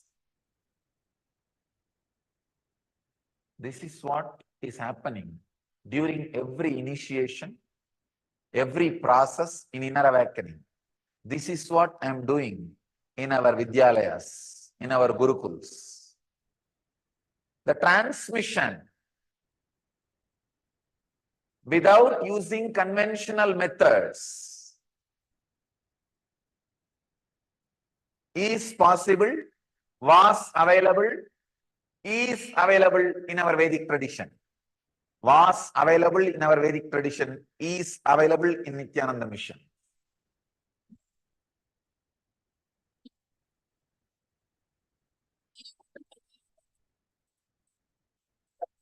Clear case.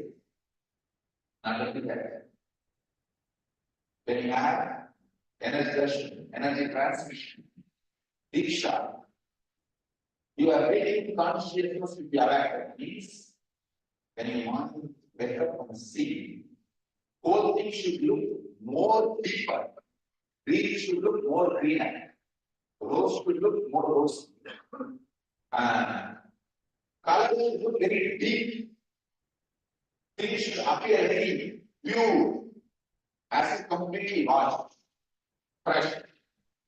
If you are experiencing the conscious waking, you receive darshan from person who is waking consciousness. If you are experiencing waking consciousness, you receive darshan from person who is in conscious waking state. This understanding about each state will give you the clarity about the master and the path you are traveling. Are you going? Are you progress? You understand? That is the next system. The conscious dreaming and dreaming consciousness. If you have another darshan in the night, even if you have one or two dreams, you will be just aware that dreams are moving there. Clean conscious light, the dreams are moving like a line, like a picture. How in the screen, the projector scenes are moving. Like at the screen of your consciousness, this will be moving. If you are clear how that moves in your inner space, you are conscious, you are dreaming. That state, if you go to, be like there. If you are consciously dreaming, you can be sure you receive darshan from a person who is dreaming consciously. If you are consciously dreaming, to receive darshan from a person is consciously dreaming. Sleeping consciousness, I will explain. Everyone will not have awareness, alive, darshan. And awareness consciousness, just for no reason, you will be sitting in his presence. You will have pure awareness consciously. You know, you are pure awareness. You are pure awareness. So if you are having the awareness conscious experience, you are a conscious awareness. So this is what I call Upanishad. The experience of Upanishad. Of course, finally the conscious consciousness merging with him, becoming him, becoming one. That state has neither definition nor state or end. The state of conscious consciousness can never be explained. It's just the part. Now, understanding about the states will give you the scale to work with yourself and work with the master. With this scale, measure every day what is happening in you. Then you will be able to very clearly see which direction you are going.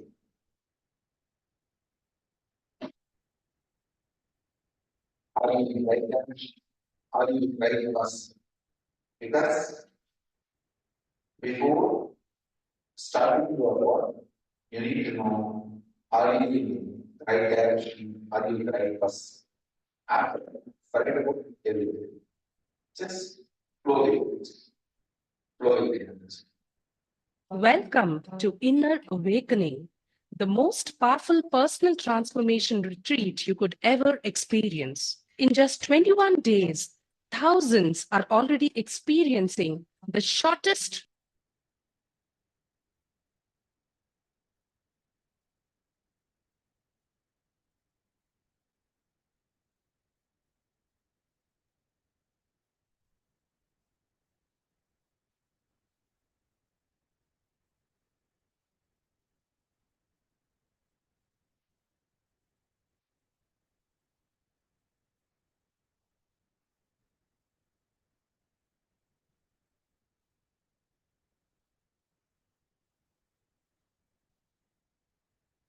Yes, now all of you, please go ahead and share your understanding, your cognitions from this.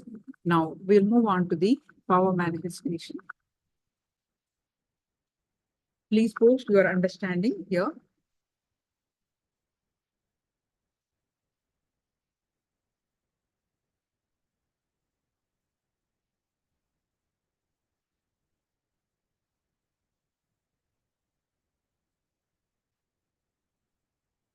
Please, all of you, some of you are offline, please come on front of line. In camera, let's move on to manifesting. One more round of consciousness over matter.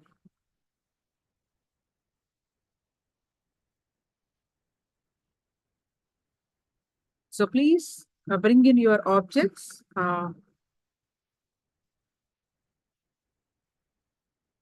Please bring in your object, preferably coconut. And if you do not have the coconut, you can bring in a round or fruits.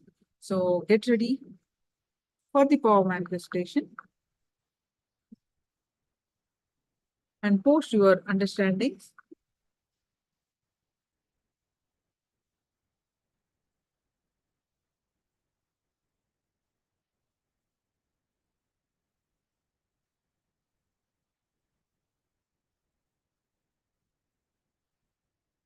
You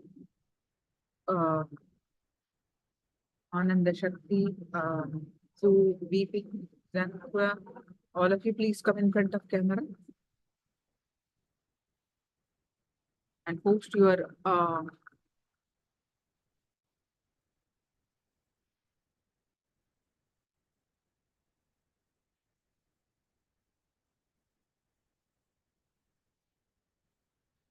We're going to do the one more round of the consciousness over matter. Take a moment and go ahead and bring in your objects.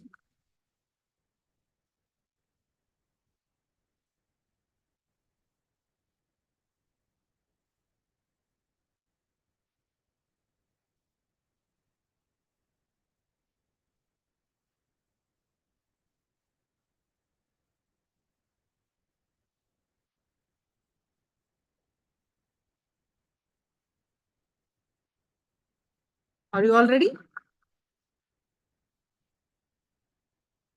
Teachingly, Chunu, Sukriti, are you all ready?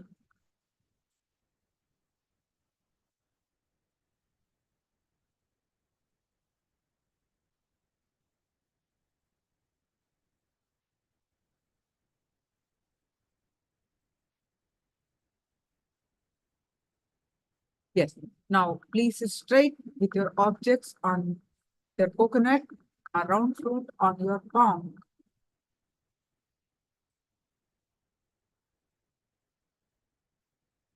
Round fruit on your palm. And please straight with your head, neck, back, straight line. Straight with your head, neck, back, straight line.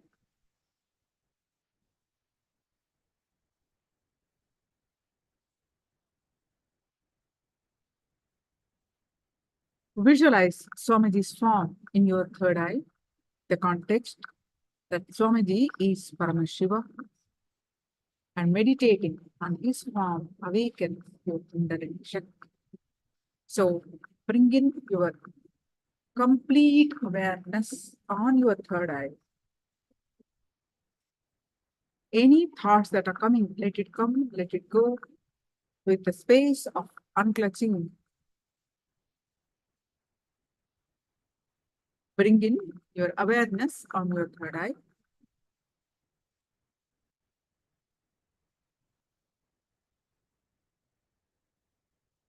Hold your object, either coconut or round fruit, on your palm and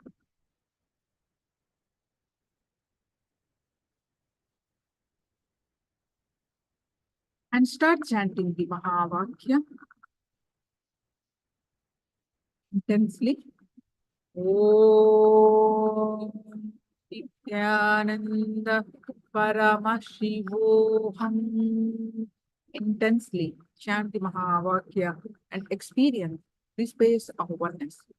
With that space of oneness, declare the object to move, to roll from your hand. If you're comfortable rolling, already done few times, then declare the direction it should fall. All right, so start chanting the Mahavakya.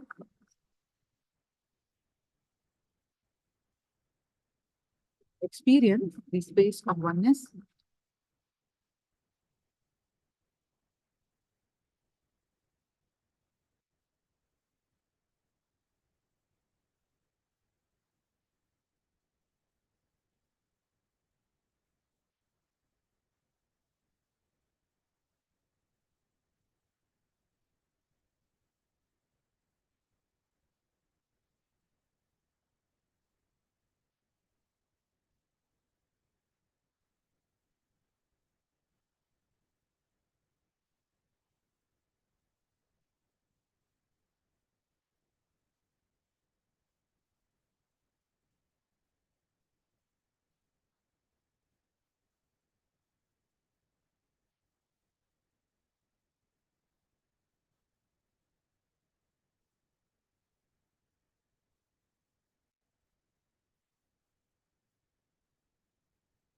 Mahasudashivam. Om Nithyananda Paramashivoham.